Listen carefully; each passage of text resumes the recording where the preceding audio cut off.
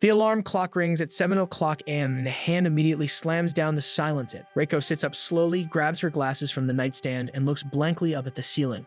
She's wearing only a revealing top that hangs loosely from her shoulders, a lace of her underwear barely covered. She turns on the small TV in the corner, letting the low chatter of a TV ad fill the silence. She walks over to the counter and slices a piece of watermelon for breakfast, eating it while standing. She picks up a cigarette and a lighter from the cluttered table, then steps out onto the veranda. Sitting back in a plastic chair, she lights a cigarette and stares ahead. Her underwear peeks through her oversized shirt, but she doesn't bother adjusting it. Her building looks old, and so do the neighboring ones near hers. After finishing her smoke, she places the leftover watermelon in the fridge. She heads to her bedroom and changes into a semi-formal, sexy-looking outfit. She grabs her keys, locks the door behind her, and makes her way through the chaotic alley. A few locals greet her. She acknowledges them with minimal expression, not stopping as she continues forward. Eventually, she reaches her final stop, a low-rise office building. At the front desk, her boss looks up and tells her she should clock in soon. She's cutting it close. Reiko nods and quickly picks up her card, stepping toward the scanner. Just then, a guy rushes past, Hajime. He snatches his card from the tray and clocks in ahead of her. His time is 8:59, while Reiko's time is 9:01 and her DTR now reads late.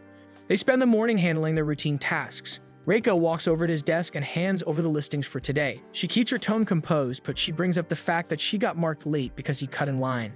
Hajime tries to shrug it off, but his temper begins to rise from her complaints, so he offers to treat her to lunch to make up for it.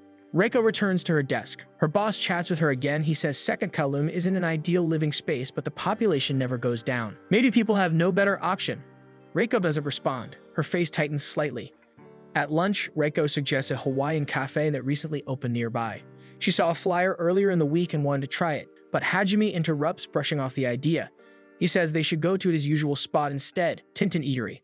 They end up there and Reiko stares blankly at her plate. She doesn't look thrilled. Hajime notices. He pauses with his chopsticks halfway to his mouth and asks if something's wrong. Reiko admits she was hoping to try the Hawaiian place. Hajime shrugs and says Tintin's food is great, she'll see. Reiko doesn't respond. She's distracted, adjusting her glasses more than usual. Something's off about her vision. Hajime comments on it. He says her eyes must have gotten worse again. She doesn't say much. Then she pulls out eye drops, Habanuma Pharmaceutical. The moment Hajime sees it, his mood shifts. He raises his voice, saying he doesn't trust that brand anymore. Ever since the son of the owner took over, things have gone downhill. He mentions a sketchy beauty line with the same director and says it creeps him out. He advises her that if her eyes are bothering her, she should just massage some pressure points. He leans in and offers to do it for her, but Reiko pulls back, clearly uncomfortable. With a dry smirk, she says she'd rather not be lunked out by a gorilla. The insult stings. Hajime scowls, his jaw tightening. The tension is heavy between them until their food arrives, breaking the moment. They eat quietly for a while. Then Reiko speaks again. She brings up a room in Sejong Tower that's been vacant for half a year. Hajime explains why. Too much sun in the afternoon, no AC. The interior looks dated. He says if someone just painted it properly, it might look better. Reiko mentions how Hajime once fixed a door at another unit. He says everything in Kowloon is old, landlords are stingy. There's no point calling maintenance over small flaws, but he still wants tenants to feel comfortable. After the meal, they walk back. Reiko mentions the time and says maybe they could grab tea somewhere. Hajime cuts her off and says she should see an optometrist instead. Her glasses are clearly off. He says they'll get tea another time, then walks off. As he disappears down the alley, he stops to play with some kids who recognize him. Reiko doesn't follow. She heads to the nearest clinic and gets her eyes checked. Later that afternoon, she returned to the office without her glasses. Her vision suddenly sharp minus 20/20ths. The boss notices immediately and compliments her, saying she looks good without them. Then he turns to Hajime and asks what he thinks. Hajime glances at her and replies coolly, saying he prefers the glasses. Later that day, Reiko and Hajime are on the terrace, burning old wood and furniture. Smoke rises steadily as they toss scraps into the furnace. After throwing in a few more pieces, Hajime stretches his back and notices the triangular flying object hovering above them, the generic Terra. The sight prompts him to think that maybe you're going to be punished for burning things. Reiko wonders if he's against it. It's clear that he is. To him, using tax money to create a fake Earth feels pointless and frustrating. As the fire crackles, the two of them smoke in silence while gazing at the view below. Reiko begins to wonder how long that new place from earlier will last. New places in Kowloon don't usually last long. They open with enthusiasm and close quietly not long after. Hajime views it differently. For him, Kowloon is meant to be nostalgic. The flickering streetlights, the moldy alleys, and the noisy neighbors all form part of its identity. He even compares it to falling in love. Perhaps that is what makes people stay.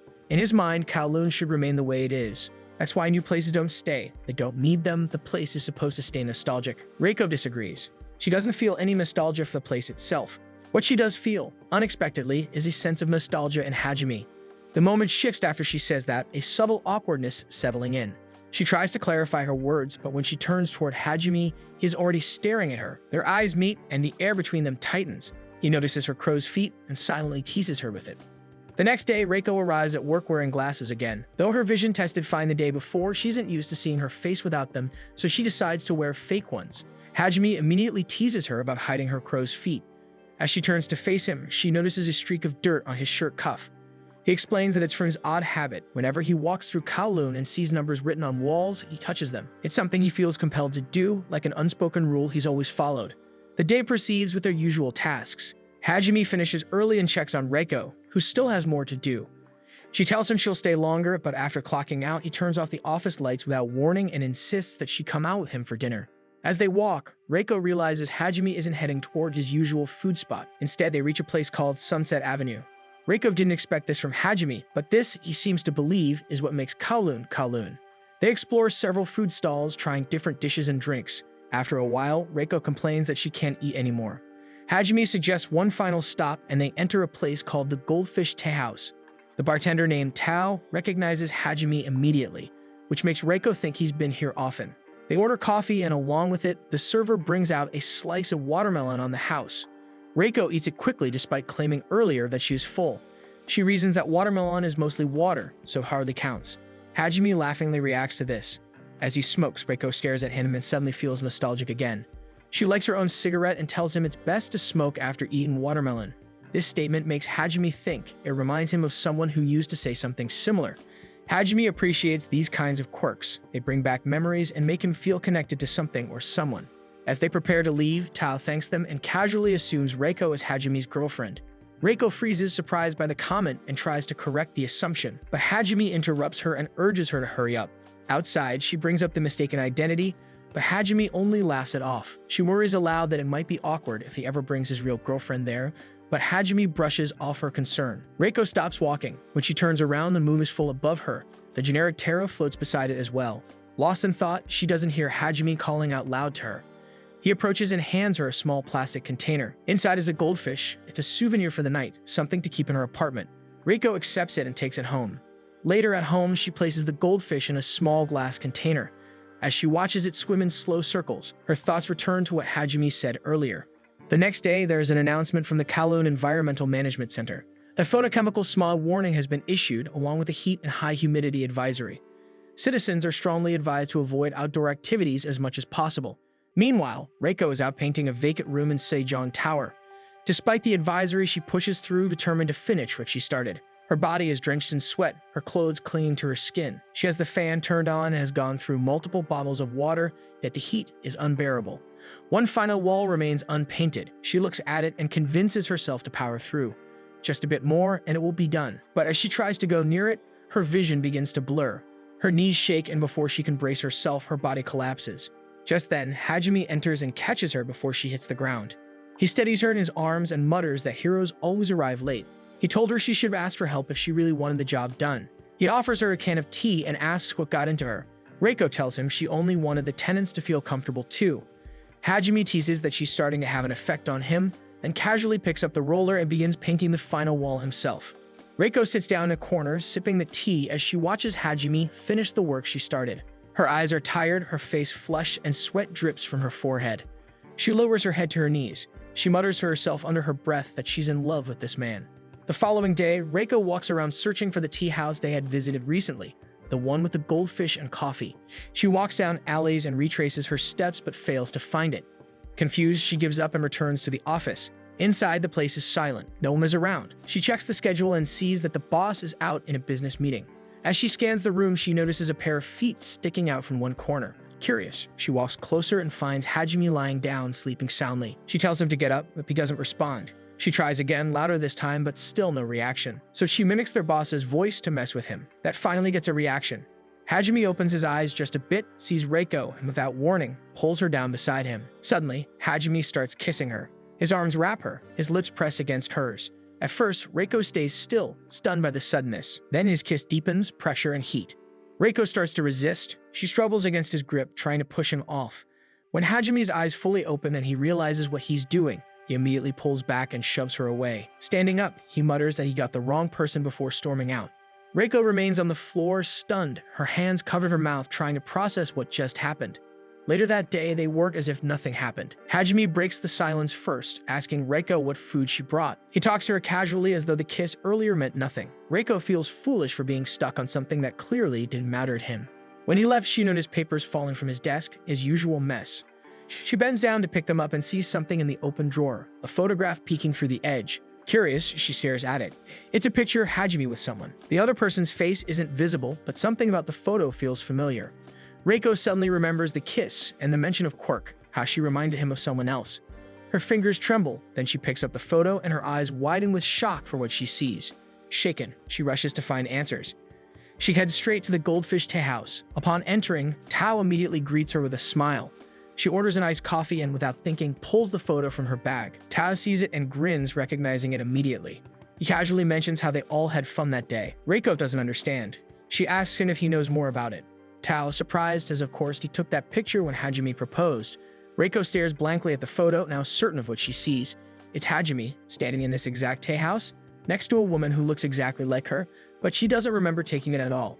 Their names are even written together above the words "Congratulations." Her mind spins. Now she is more curious about the woman Hajime thought he kissed. Walking home through a noisy alley in Kowloon, Reiko can't stop thinking about her recent conversation with Tao.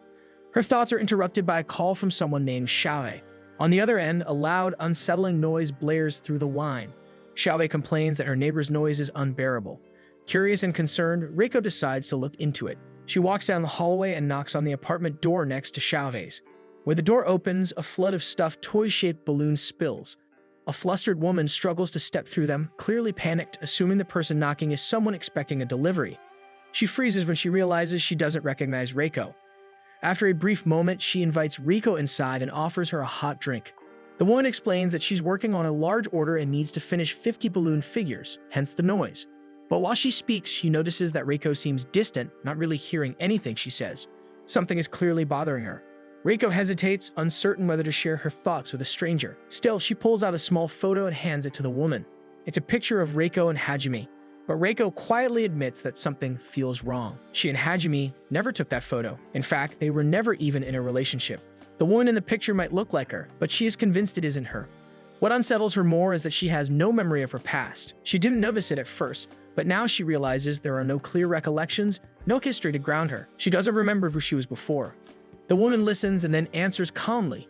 If Reiko believes that the woman in the photo isn't her, then perhaps she is right. She explains that she, too, lives without a past. Her body has undergone so many changes that she considers herself a completely different person.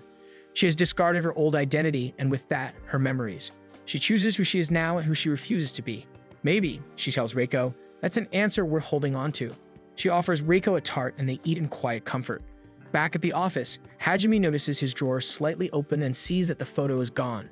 He thinks back to when he first met Reiko in this very office. She was already there when he arrived, sitting at her desk as if she had always belonged. He remembers how she introduced him to Kowloon, to the lucky number 8, to elderly mahjong players, and to their favorite eatery, Tintin. She once told him about smoking after eating watermelon, something she claimed gave a unique sensation. He recalls a moment on the terrace, both of them leaning on the rail, smoking as the city bustled below. She told him Kowloon felt nostalgic, like falling in love. It was a place she fell in love with. Hajime, more cynical, believed the district would soon be demolished. But Reiko refused that idea. That moment, Hajime wonders how can someone love something they know will be gone one day. The next evening, Reiko meets the balloon girl again, whose name is Yame. They share a meal of Hong Kong chicken and drinks, laughing easily like old friends. Reiko seems lighter. Yame is glad, but Reiko reveals she is still curious about the mysterious photo. She suggests the most straightforward option, ask Hajime directly. But when she sees Reiko's face turn red, she understands. Reiko is in love with him.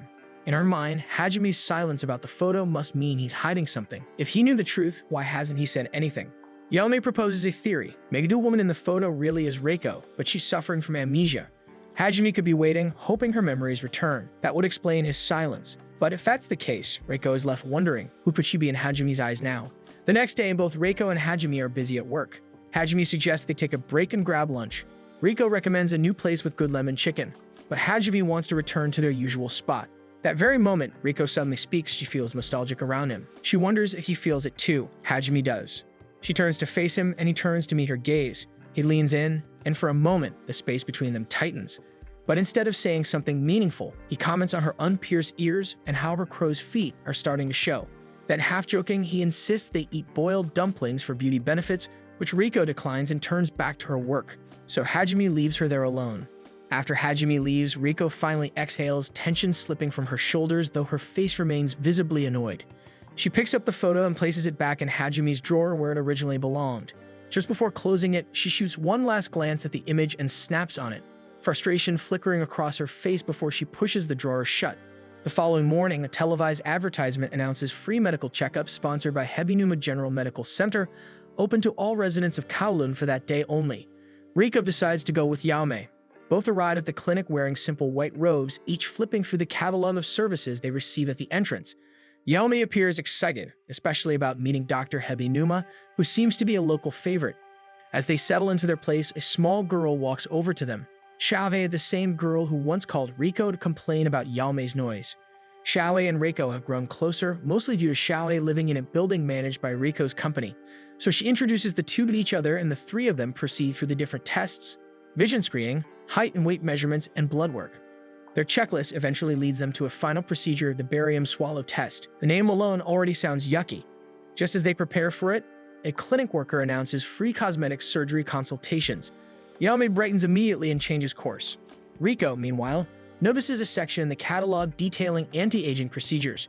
Her mind drifts back to Hajime's casual remarks about her crow's feet showing. With little hesitation, she signs up for the consultation, and Yaomei does the same as well. Later that day, Hajime stops by the Goldfish Tea House. He expects to find Tao behind the counter, but a new bartender greets him instead. The new employee doesn't know much. Tao quit unexpectedly and hasn't been seen since. That same day, Riko and Yaomei also visit the tea house, hoping to speak with Tao and perhaps learn more about the mysterious photo.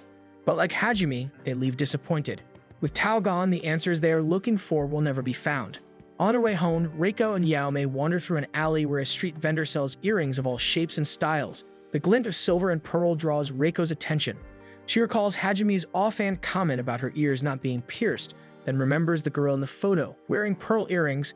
Noticing how interested Riko is in them, Yaomei picks out a pair that closely resembles those in the photo and hands them to her. She tries them on, checking herself in a small mirror. Yaomei watches quietly, studying her expression. The next day, Hajime attempts to track Tao online. Since he personally arranged Tao's housing, finding him should be straightforward. Yet every search leads to a dead end. System errors show up like never before. Reiko arrives at the office soon after. Hajime notices immediately the same pearl earrings from the photo are now clipped to her ears. He walks closer, but before he can react further, Riko clarifies that they're just clip-on. His expression quickly changes from bright to matte, and he leaves without another word. After witnessing his abrupt departure, Riko heads straight to Yaomei's apartment. She arrives frustrated. She even drops the earrings to the floor, and her eyes are wet with tears as she reflects on how ridiculous she feels. She went to such lengths to attract Hajime's attention, only to be dismissed. Yaomei welcomes her inside and offers sweets, giving her space to breathe. Meanwhile, Hajime sits alone in a dark alley. Rain slowly pours from the sky. He stares ahead, unmoving, lost in thought. That night, Riko also remains restless on her bed. Her thoughts fracture to parallel versions of herself, each trying something new, reacting differently, altering details in pursuit of clarity. After a while, she rises. She gathers the earrings, the glasses, and the clothes she wore that day, carefully folds them, and places them in a box. She seals it, slides it on top of her cabinet, and leaves it hidden in the quiet dark. At work, Riko steps out to the veranda and lights up a piece of cigarette. Rain pours steadily from the sky, creating a soft rhythm against the concrete. A moment later, Hajime joins her, also holding a cigarette in hand. They stand side by side in silence, the sound of rainfall filling the space between them. Eventually, Hajime speaks, apologizing for his behavior the day before, admitting he acted out of frustration, which is childish. Riko accepts this, appearing calm at first, but then her tone shifts. She tells him bluntly that his actions were foolish. The honesty catches Hajime off guard. He had expected a quiet acceptance, not criticism. Riko, however, doesn't dwell on it. As a condition for accepting his apology, she declares that she gets to choose where they'll eat lunch. Hajime agrees, and she selects a place known for its lemon chicken. By evening, they return there for dinner. At the restaurant, Hajime tries the lemon chicken Riko recommends. She watches him closely, her expression unreadable, until he finally comments that it tastes good. Her face brightens dramatically with his words, but he still insists that the dumplings are better. After their meal, they step outside. The rain has stopped, but the pavement remains slick. As Reiko steps forward, she slips slightly, but Hajime quickly catches her by the hand. Their eyes meet. Though Reiko moves to let go, Hajime's grip remains firm for a moment longer than necessary, as if reluctant to release her. Eventually, he lets go and reminds her to be careful. They both look up at the sky, where the artificial glow of generic Terra beams brighter than usual. Beneath this light, the two of them share a quiet, romantic moment. Later, Reiko and Yaomei proceed with their scheduled consultation at the cosmetic clinic. Reiko sits in the waiting area, browsing through a catalog, trying to decide which anti-aging procedure she wants. Yaomei notices she has her regular makeup on for the procedure. Reiko seems unaware of why that matters, but Yaomei insists it would be impolite to meet Dr. Habinuma without at least some lipstick, so Reiko takes out one from her purse. Reiko hesitates for a moment. The color reminds her of the girl in the photo, but she applies it anyway. When it's Reiko's turn, she enters the consultation room where the doctor greets her. She tells him about her concern, specifically the crow's feet around her eyes. The doctor receives a file on his computer and pauses to read it. Then, as he examines her, he leans in, touching her face too much it almost feels weird. He remarks that it has a glow and warmth to it. His gaze lingers, and the intensity of his attention unsettles her. He begins to ask unrelated questions about her job, her marital status, her family, and even her household structure. Reiko answers honestly, but her answers only lead to more confusion. She can't recall anything from her past. Her memories are missing. The doctor notes her fragmented memory and smiles, as though he's reached a private conclusion. He informs her that, unusually, her wrinkles have no visible history.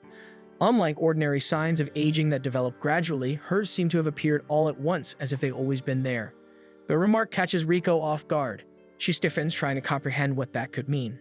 If her wrinkles have no history and her memories are incomplete, then perhaps those memories never existed in the first place. The doctor then leans in closer, speaking softly. He tells her that what truly matters is that she exists in the present. The words confuse her, and her discomfort grows when she notices a subtle shift in the doctor's appearance. His features seem distorted, his tongue unnaturally long, his eyes taking on an abnormal form. Reiko freezes in place as his hand remains pressed against her cheek and her lips, removing her lipstick. Moments later, Reiko bursts through the consultation room door. She storms down the hallway, grabbing Yaomei's hand without a word and dragging her away from the clinic. Inside the consultation room, the doctor stands by the window, watching the two women leave. He mutters to himself, commenting that the lipstick Reiko wore didn't suit her at all. Then slowly he wipes the same shade of lipstick from his own mouth, laughing softly to himself. "It's too wonderful," he says. He might just lose his mind. Hajime recalls walking through Kowloon with Reiko. Earlier that day, they assisted an elderly resident in repairing furniture. As they made their way back through a narrow alley, a dense humidity clung to them. Without warning, Hajime dropped his tools and his knees faltered, causing him to fall to the ground. A sudden wave of dizziness overwhelmed him.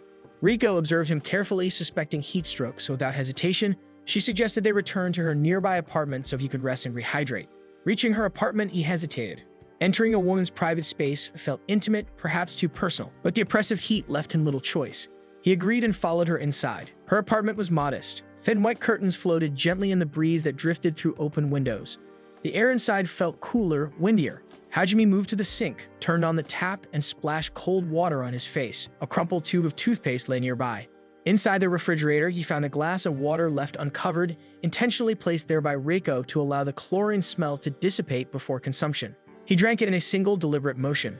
He then sat on the edge of her bed, scanning the room. Everything was neat and orderly. There was no sign of plush toys. Peeking through the window, he saw Reiko smoking on the veranda, her gaze lost in the distance.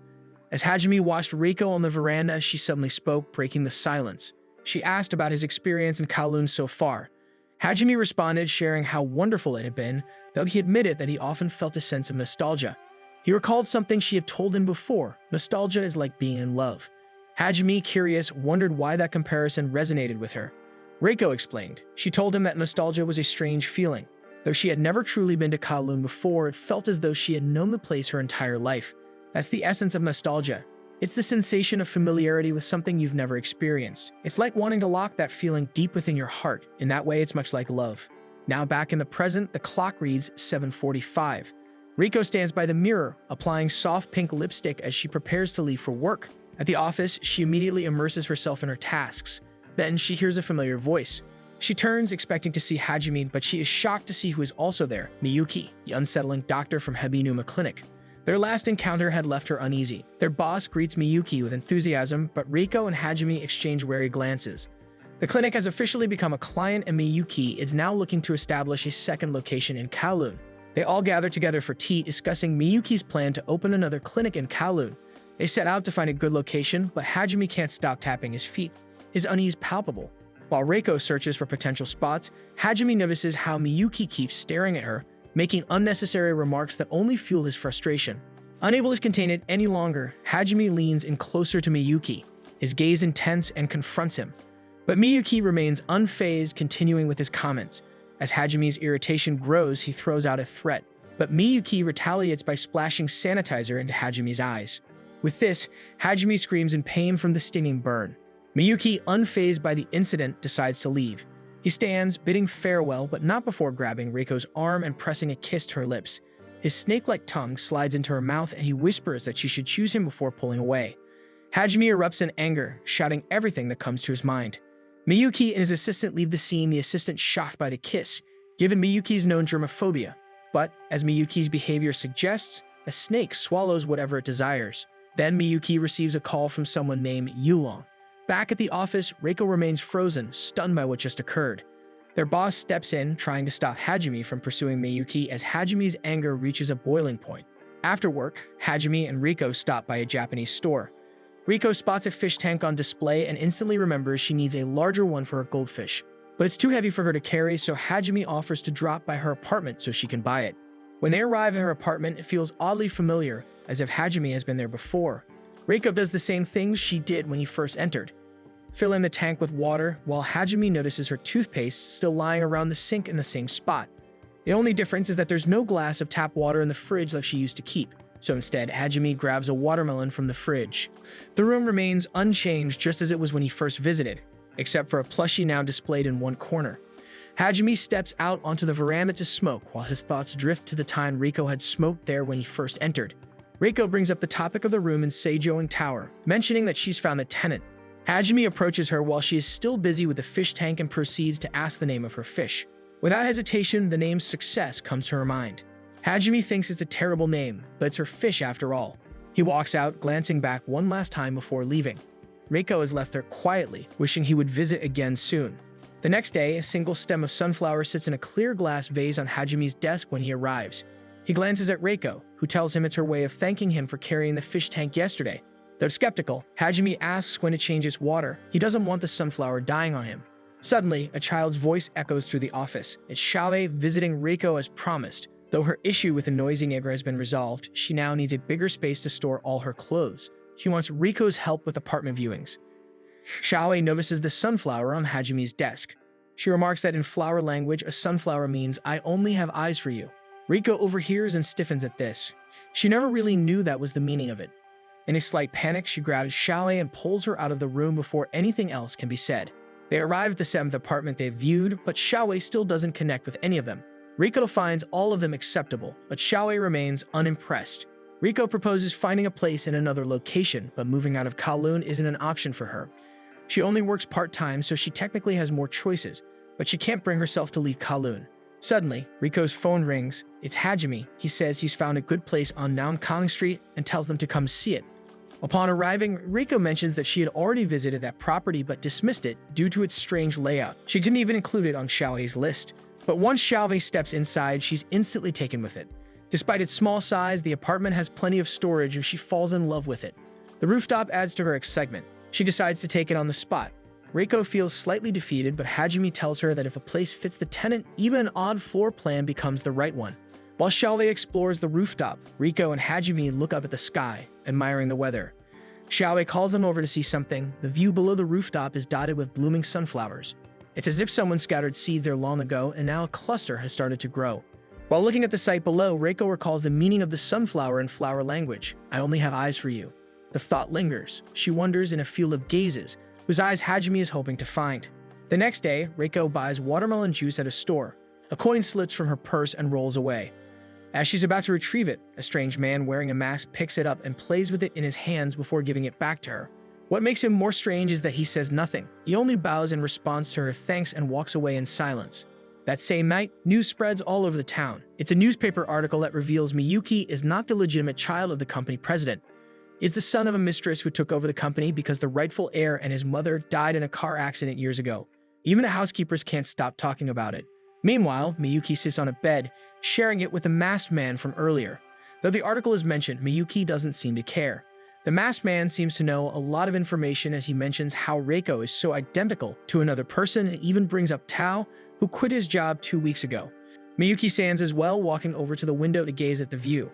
He dials a number. When the call connects, he asks for updates. He's investigating Reiko's identity. There's nothing yet, but he trusts the man on the other end. He slips off his robe, revealing a body marked by a large, winding snake tattoo that coils across his skin. The next day, Hajime walks through the streets of Kowloon with a photo of Tao in hand, asking people around who might have worked with him if they've ever seen the man. Someone suggests he try visiting Tao directly or ask his neighbors. After all, he's a real estate agent. But every attempt leads nowhere. When he tries to walk and go to Tao's apartment, the path folds into a dead end. The roads going there are gone, erased as if they never existed. It's as if Kowloon is doing something strange to trick him. Elsewhere, Reiko smokes alone on the veranda, watching the view with her cigarette in hand. Suddenly, the masked man from yesterday appears beside her once again. She turns toward him, startled not by his presence but by what follows. He removes his mask and she recognizes him as the bartender in the Goldfish Tea House, Tao. His hair is loose, no bun like before, but everything else matches: his face, his eyes, his presence. He seems surprised she knows him, but Reiko has always felt he knew her. Even though they met only twice, she senses a long-standing connection. He confirms it, acknowledging her bond with Hajime too. But then he tells her something bizarre. He knows that she is not the Reiko he once knew. The real Reiko, he says, no longer exists in this world. She listens in silence as he explains. Everything about her is identical to the woman in the photograph, even the beauty mark near her eye. But it's not her at all. She is someone else in Reiko's body, unaware, living a life not her own. He pities her, then tells her to relay a message to Hajime that he will visit him soon, before leaving her there confused by his words. Reiko walks back to the office, Tao's words echoing in her mind. If she is not the woman in the photo, then this life, this past, all belong to someone else. Inside, Hajime sits slumped at his desk, his head resting in his arms. On his table, the sunflower she once gave him stands wilted in a dry vase. She picks it up, intending to throw it away. Before she can leave, Hajime mutters he doesn't like her. But she shrugs it off, saying he already knows that, then she proceeds to drop the dead flower into the trash. That night, Reiko sits awake on her bed, replaying Tao's words. If everything she is now isn't truly hers, then Hajime's affection and their shared history, none of it really belongs to her. It all belongs to the original Reiko. The next day, they work in quiet routine. In the afternoon, they begin burning old papers. Reiko keeps spilling the trash onto the floor, missing the furnace. Hajime comments on her worsening vision, suggesting she wear her glasses again, but she refuses. Later, she brings up the woman, the real Reiko, and asks if she is the same person Hajime remembers. A sudden gust of wind lashes across her face. Hajime answers indirectly, but the meaning is clear. She doesn't even know herself. It's true. She has no memory of how long she's lived in Kowloon, when she started working, or even how she speaks. Everything feels borrowed, as if they all belong to someone else. Yet there are still some things that truly belong to her. Her goldfish, the fondness for lemon chicken, and the way she loves Hajime. But Hajime denies it. To him, her love is just part of the illusion, an echo of the life she is living. Reiko knows otherwise. Everything she feels is real. She explains with tears in her eyes how deeply she aches for his touch and how she longs for his acknowledgement. Hajime stares, speechless. She tries to express the depth of that ache, but the words catch in her throat. Her chest tightens, her breath shortens, and a world spins. Then, overcome by it all, she collapses to the ground. The scene opens to a flashback of Hajime and the real Reiko drinking together at their regular spot in Kowloon. They are celebrating Hajime's welcome party with shelled shrimps and some alcohol. Over drinks, Hajime brings up the topic of Kowloon being demolished soon. However, this isn't the first time it has happened. Back in 1944, the original Kowloon had already been torn down. What stands now is the second Kowloon walled city, recreated illegally, most likely because the people long to relive the nostalgia and chaotic comfort that the real Kowloon once offered. After finishing their meal, they head home. Reiko, already quite drunk, walks in zigzags while Hajime does his best to assist her. Despite her condition, she insists on going for more drinks, but Hajime gently refuses. Then suddenly, the strap of Reiko's bra slips down her shoulder, making Hajime visibly uneasy. He quickly averts his gaze, determined not to act inappropriately, but Reiko, without hesitation, grabs him by the tie and pulls him into a deep, passionate kiss. Hajime freezes, his face turning a bright red from a mixture of shock, shame, and bliss. Still, after hesitating, he gently holds Reiko by the shoulders and presses another kiss onto her lips, this time deeper and fully consensual. Back in the present, Reiko wakes up in an unfamiliar place. She panics for a moment before realizing she's in Hajime's apartment. She finds herself resting in Hajume's bed while Hajime sleeps in a chair beside it. Hajime stirs awake, recalling how Reiko collapsed on the rooftop yesterday. Since then, she had been sleeping soundly like a log. As Reiko slowly sits up, Hajime brings up the question she asked before fainting, the one about the real Reiko. Her eyes widen when he mentions it, sensing he is about to reveal something important. But before he can say a word, a quiet voice inside her warns her to stop him, and she refuses to hear it. Hajime rises from his seat, preparing to leave for work. He advises Reiko to head home and get some proper rest, but she quickly realizes she has lost her keys. To her surprise, Hajime casually hands her a spare key to her apartment. Reiko is puzzled. Why does Hajime have a copy of her key? However, she quickly pushes the thought aside. She no longer wants to dig into the real Reiko's past. Accepting the key without further questions, she listens as Hajime reminds her to lock the door after she leaves. Meanwhile, Miyuki and Tao stroll through the winding streets of Kowloon. Both are dressed unusually, wearing different hairstyles, odd accessories, and unfamiliar clothes to stay unrecognizable among the crowd. Tao warns Miyuki not to wander around Kowloon alone. He might accidentally encounter the fake Tao and find himself drawn to him. Miyuki smirks, wondering aloud if the fake Tao would also find him attractive. After all, the fake Reiko has fallen for Hajime. They head to the Goldfish Tea House where Tao once worked. Since they can't check inside, they decide to investigate the back door. To Tao's surprise, the shelter he built for stray cats is gone, completely erased, as if the Kowloon he once knew no longer exists. It feels strange and unsettling. While looking around, Tao also picks up an eye drop bottle from Hebenham Pharmaceutical. Although the product was released 3 years ago, it is being sold in Kowloon as if it were brand new. Miyuki, however, isn't surprised. He points out that Kowloon often faces logistical oddities, so selling old products as new ones isn't anything unusual here. Still, Tao feels uneasy. Everything seems shabbier. He then brings up another detail. Riko's mole under her eye looks exactly like the real Reiko's. This catches Miyuki's full attention. His eyes widen at the revelation. Moles and unique beauty marks typically aren't replicated when creating a clone, meaning there could be something deeper at play. Miyuki begins to think about how eerily similar she is. The same face, the same voice, even the same warmth. She even loves Hajime the way the real Reiko did. Despite having no memory of that love, she still loves him instinctively.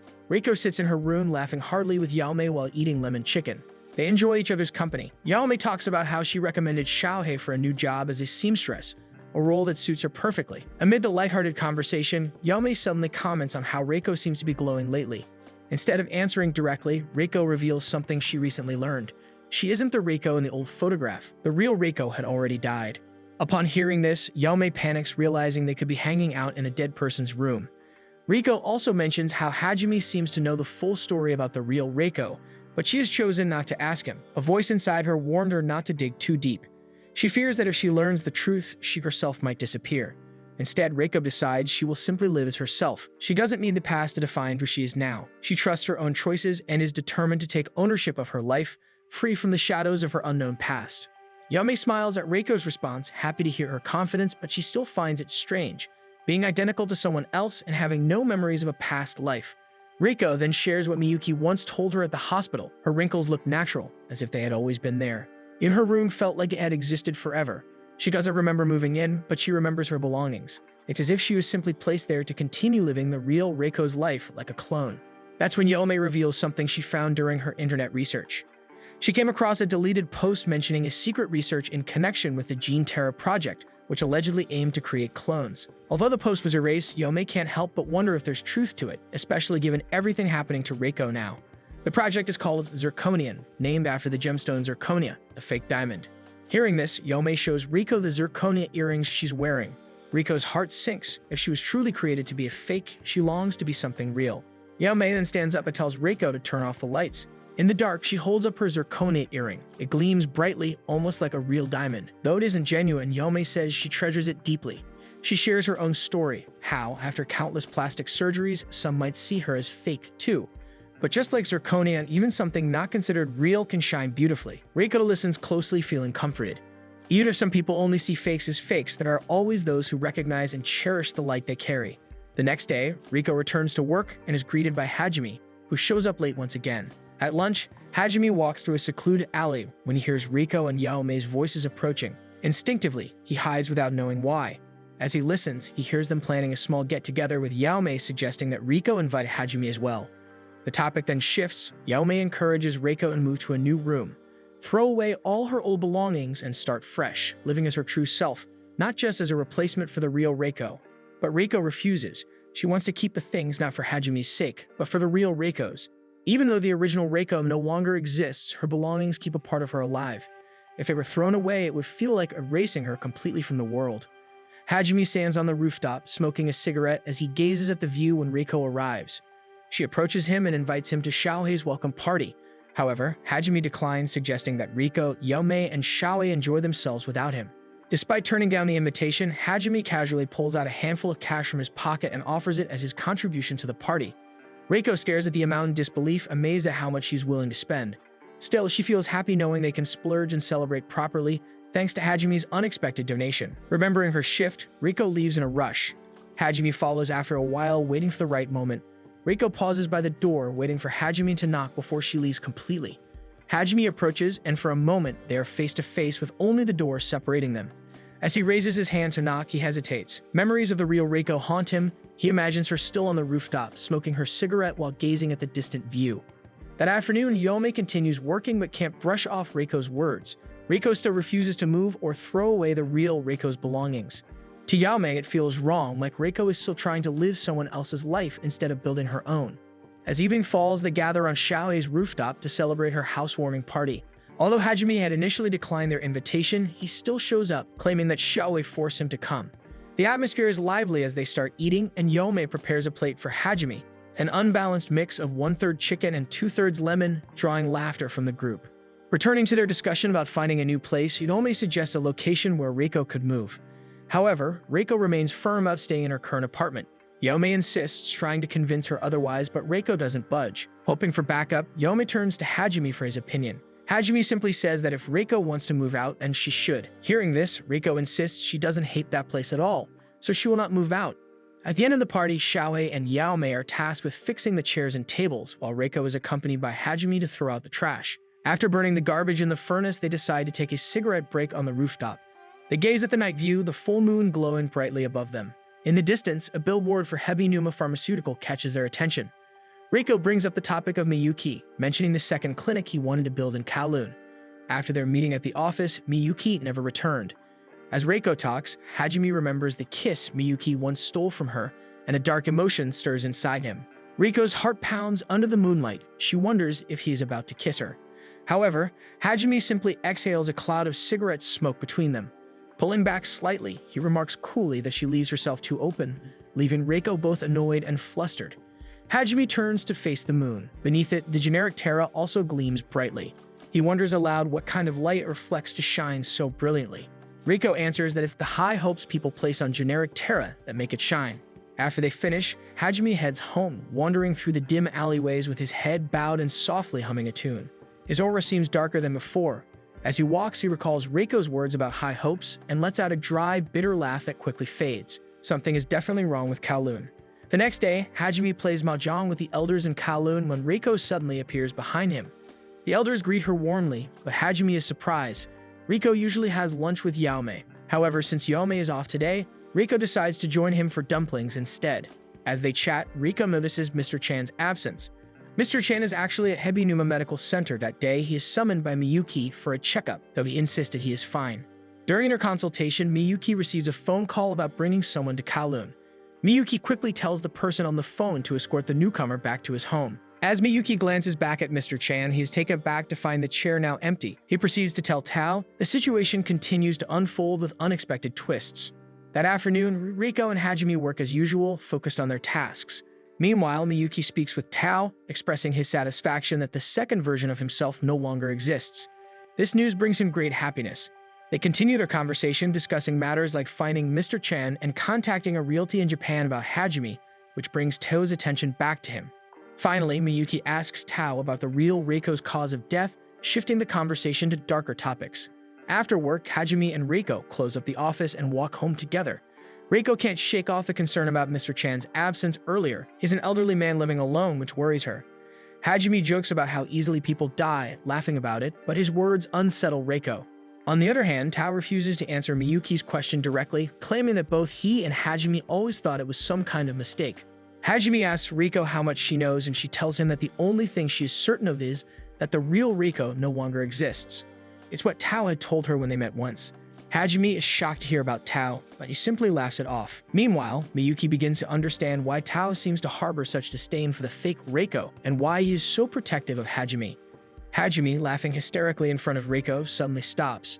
After a moment of silence, he spills the truth. He is the one who killed the real Reiko. Hajime tells Reiko that he killed the real Reiko. When he turns to face her, his expression is one she can barely recognize. Reiko freezes, stunned by what seems like a confession to murder. But Hajime is only fooling around, curious to see how she would react. Despite Reiko's visible discomfort, he laughs it off, treating it as a harmless joke. Still, he does confirm that the real Reiko no longer exists in this world. That much, at least, he says with certainty. Reiko believes that means he doesn't want to forget her, but Hajime only shrugs and urges her to walk home, leaving the conversation behind. That day, Reiko visits Yaomei for tea and shares the strange encounter. She repeats Hajime's joke, expecting confusion or amusement. Instead, Yaomei narrows her brows, eyes darkening with suspicion. To her, Hajime is not joking. He is, in fact, the real Reiko's killer. Reiko is stunned. The idea of Hajime murdering his own fiancé seems impossible. But Yaomei is convinced. Love and hate, she says, are two sides of the same coin. Yaomei explains that people often wear appearances that don't reflect who they truly are, especially in a place like Kowloon. That's why she believes Hajime is the real culprit behind the real Reiko's death. To her, his joke is simply a mask, a way to bury the truth in plain sight. But no matter what Yaomei says, Reiko refuses to believe it. She's convinced Hajime isn't that kind of person. She recalls the strange expression he wore during their conversation, unfamiliar yet oddly familiar at the same time. She remembers seeing that very look once before, back when he saw the earrings she wore to work. It was something he rarely let anyone see. Reiko wonders if she might be the only one who's ever seen that side of him. She doesn't know if that's something to be happy about or if it should scare her. All she knows is that she wants to understand him more, perhaps even more than the real Reiko ever did. When Reiko wakes up the next morning, her eyes land directly on the books lined up on her shelf. Books that once belonged to the real Reiko, and ones she never bothered to read.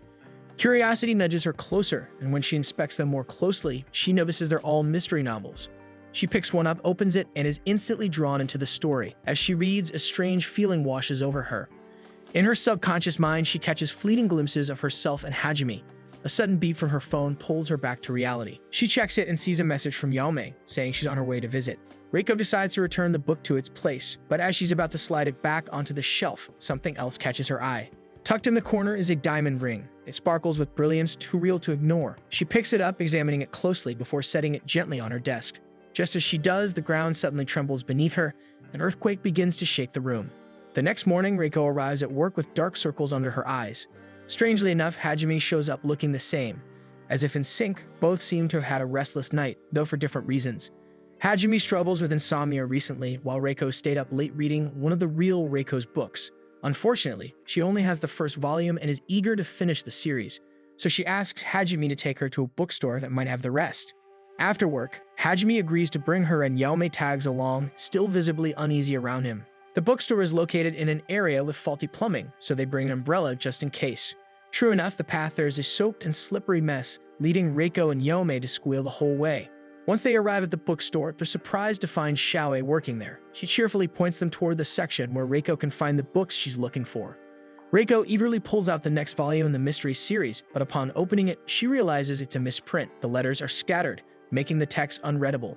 Disappointed, she returns it to the shelf, but another book catches her eye. Titled How to See the World, is filled with stunning images of beautiful places from around the globe. The travel book stirs something in Hajime, a memory of the real Reiko. She had no interest in seeing the world beyond Kowloon. Because of that, he discourages Reiko from buying the book.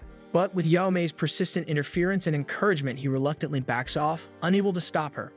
After their book shopping, Yaomei and Reiko eat together at a cafe. Reiko feels disappointed that she couldn't get the second volume. She's completely hooked on the story now. However, Yaomei isn't too pleased that Reiko is reading the real Reiko's books, calling it odd since she's supposed to be her rival. Reiko calmly explains that she simply wants to understand her better. Yaomei raises an eyebrow, thinking it sounds a little greedy, but Reiko defends herself, saying that life is all about wanting more.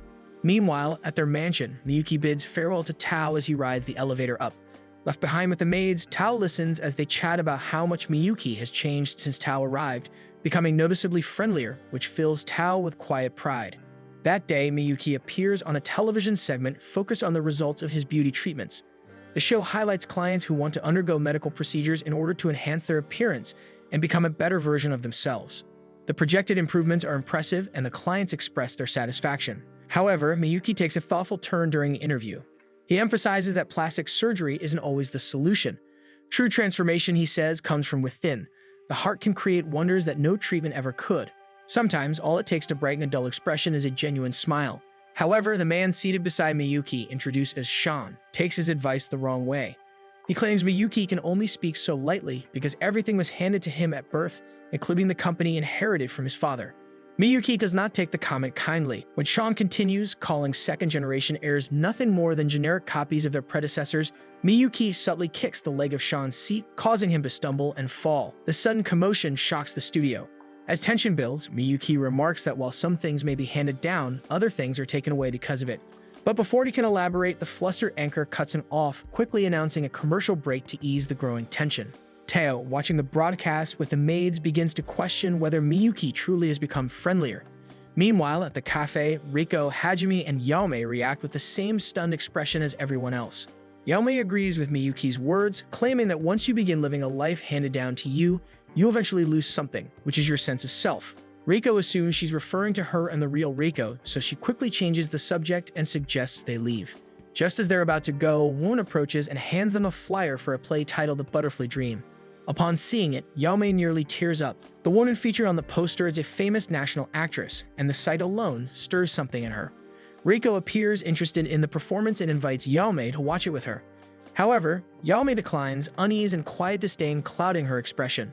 Reiko ends up watching The Butterfly Dream alone. After the show, she meets up with Yaume in a fabric store and eagerly recounts the story.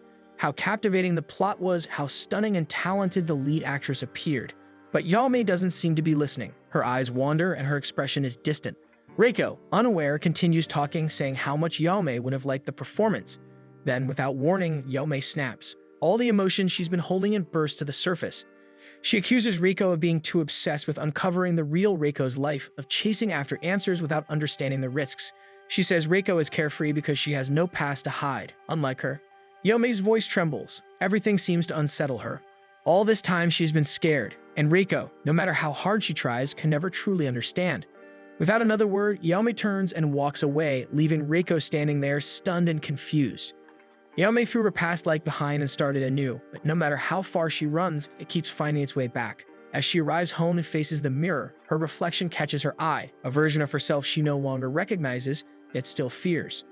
The reason she reacted so coldly when Reiko mentioned the butterfly dream is because the lead actress is her mother, a woman who controlled every detail of Yaume's life, her appearance, her clothes, and even her very accessories. The play and the poster triggered memories she tried so hard to forget. Although Yaume doesn't always agree with her mother's choices, she's often left with no choice but to go along with them. People constantly tell her how much she resembles her mother, that she's just as beautiful. But beneath the surface, Yaume feels something else entirely. No matter how pretty others say she is, it's as if her freedom, her sense of self, is slowly being taken away. Riko keeps texting Yaume until the next day but receives no reply. While walking alone, she passes by a shop selling zirconia earrings and suddenly remembers something Yaume once told her. To be herself and nothing else. Whether real or fake, genuine or not, what matters most is being true to who you are. Only then does Reiko begin to understand what Yaume meant yesterday. She herself only lives in the present and has no past to carry, which is why she can't fully grasp what Yaume is feeling. Later that day, Reiko has lunch with Hajime. She tries to explain everything to him, questioning what she could possibly offer someone like Yaume when she's never experienced the same kind of loss or burden. Hajime, noticing how deeply Reiko wants to help but clearly can't relate, gives her a simple suggestion: stop wondering and just simply talk to her.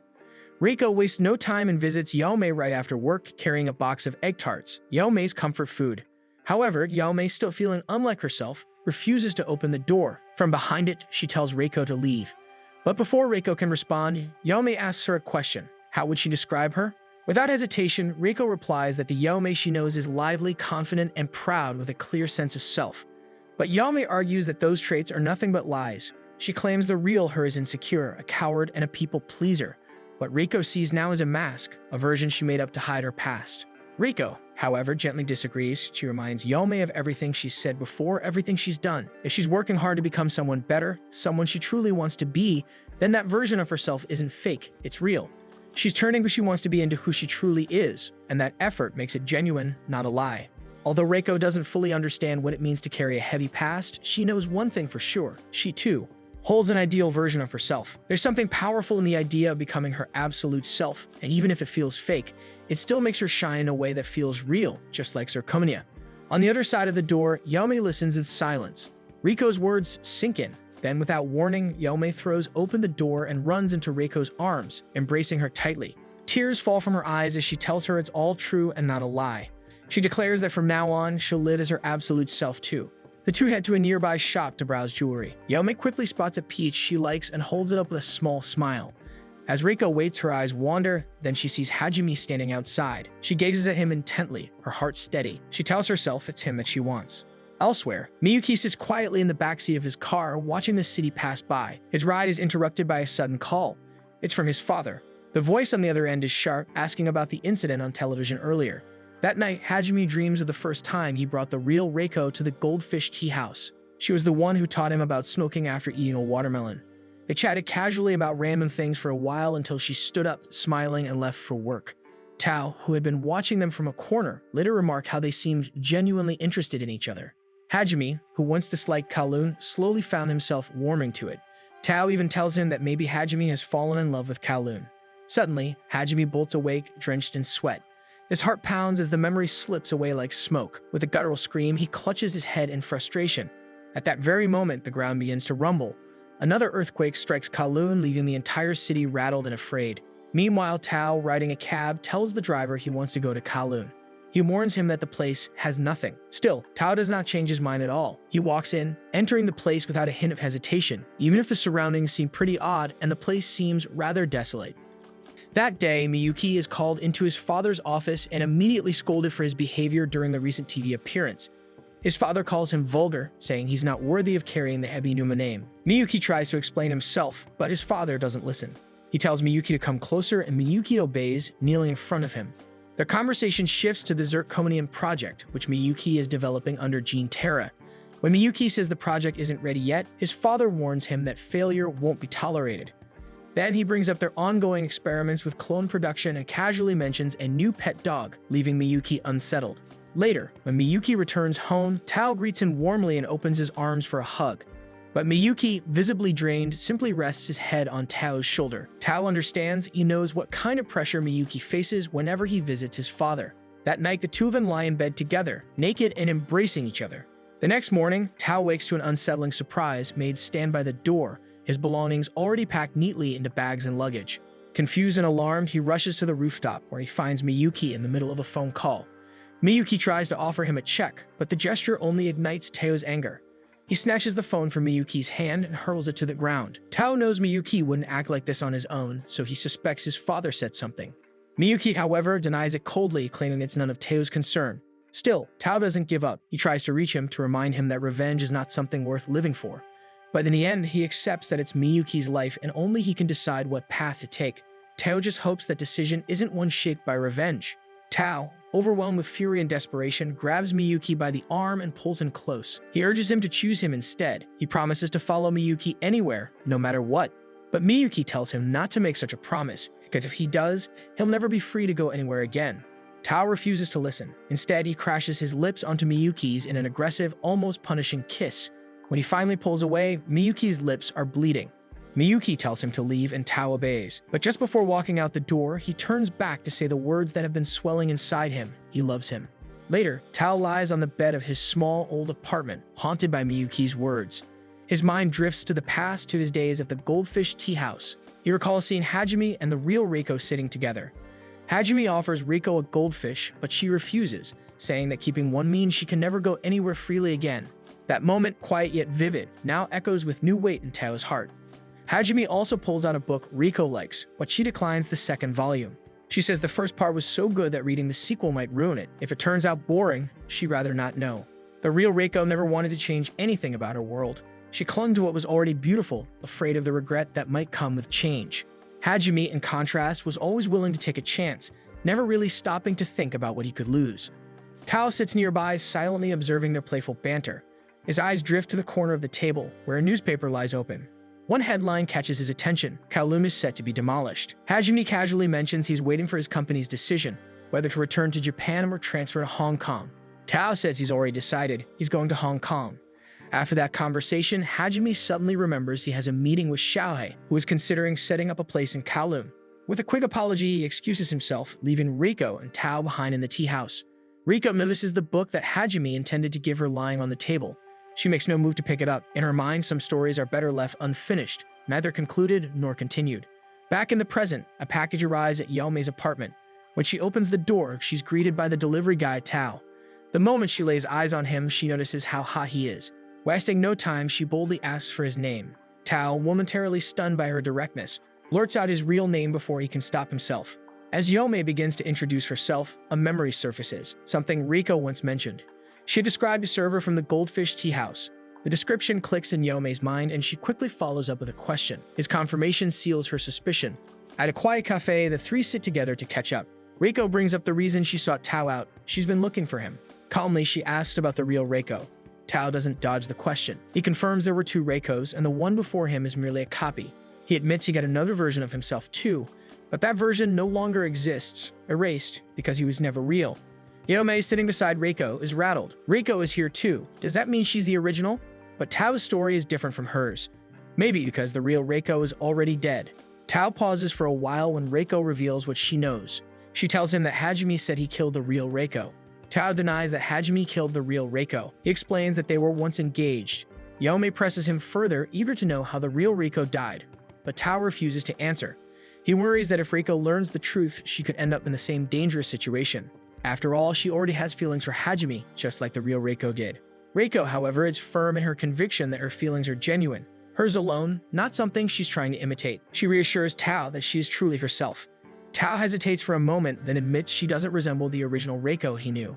This version of her seems to be real. Their conversation is cut short when Reiko notices the time. She has to return to work. Before rushing off, she urges Tao to meet her again.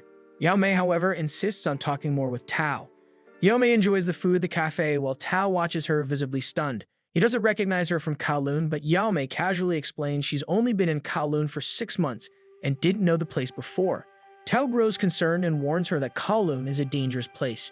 He asks if she's ever felt anything strange about herself. Yaomei pauses before explaining that she hasn't always looked this way.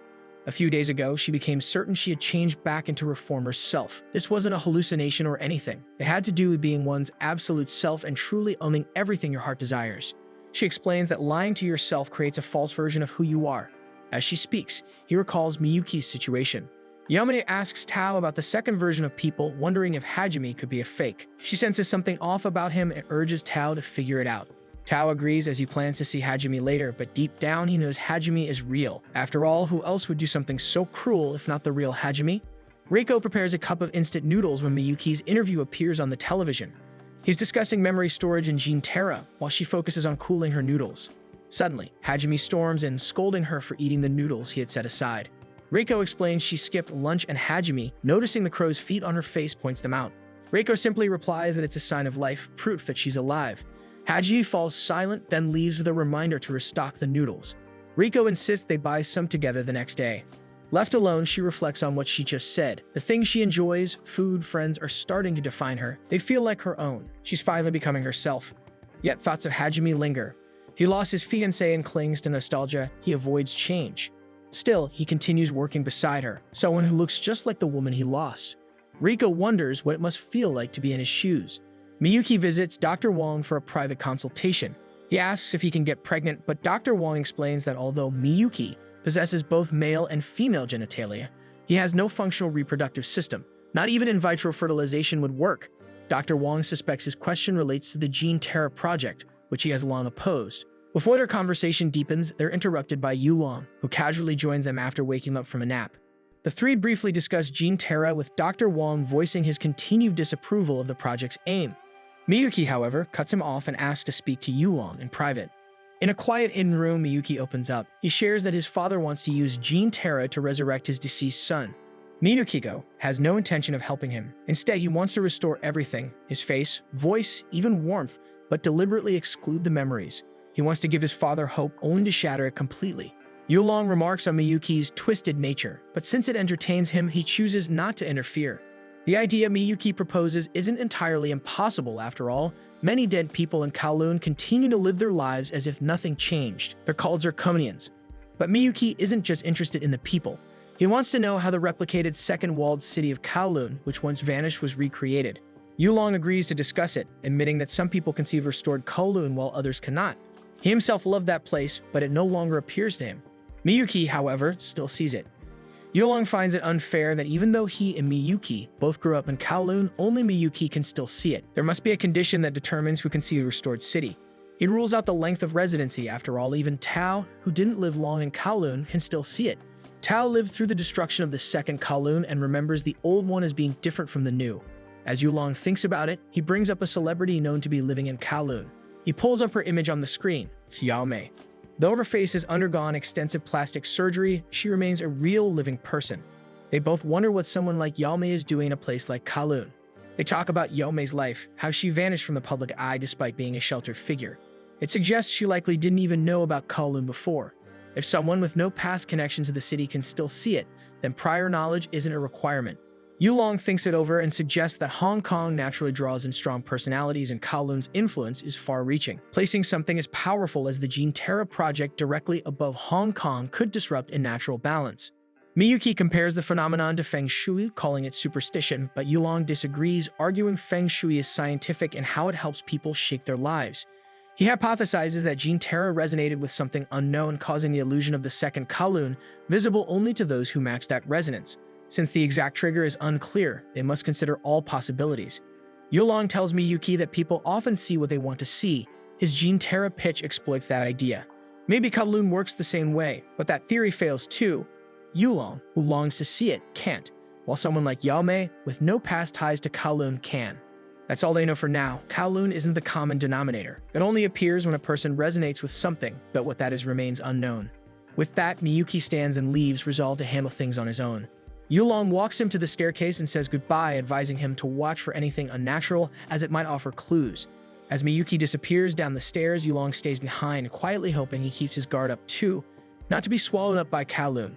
The next morning, Hajime and Reiko go out to buy cup noodles. As they walk, Reiko shares a story about her lunch with Yao Mei, where they tried an international dish. She muses about visiting its country of origin for the authentic taste, but Hajime suggests trying cup noodles inspired by different countries instead. Reiko brushes it off, suspecting they're all made in Japan anyway. Frustrated, she walks away to buy detergent. Along the way, she spots a travel guidebook, picks it up, and admires the places inside. Just then, Hajime appears behind her, noting her eagerness to leave Kowloon. Reiko has only ever known life in Kowloon, but she dreams of exploring the world, maybe even moving somewhere new.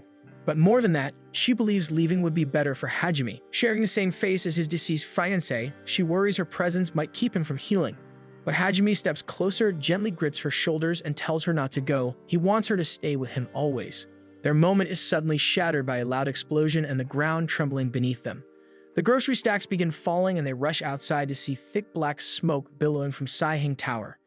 Hajime immediately runs toward the chaos to investigate, instructing Reiko to return to the office with their things. When Hajime decides to propose to the real Reiko, the first person he talks to is Tao. They sit together at a small table in a quiet store. Hajime brings up the topic, admitting that the proposal comes earlier than planned because Kowloon is said to disappear soon. Tao responds by asking if Hajime truly knows Reiko, prompting a moment of reflection. Hajime realizes he might be rushing, but Tao clarifies he never meant to cast doubt. Hajime acknowledges it is too soon, but knowing how much Reiko loves Kowloon, he wants her to have the best memories while the city still stands. Even if she is already happy, he wants to give her something unforgettable. Tao, hearing his sincerity, supports the decision, thinking it is a meaningful gesture. Now in the present, Hajime surveys the burned tower where the explosion occurred. The structure is shattered, its frame weak and surrounded by scattered debris. He inspects the damage carefully and instructs the bystanders not to approach, warning of possible collapse. As he turns to scan the crowd, his eyes land on a familiar face. Tao stands among the people, silently watching the ruins. After confirming they are both real, Hajime and Tao share a quiet hug. Hajime apologizes for disappearing without a word, but Tao is simply glad to see him again.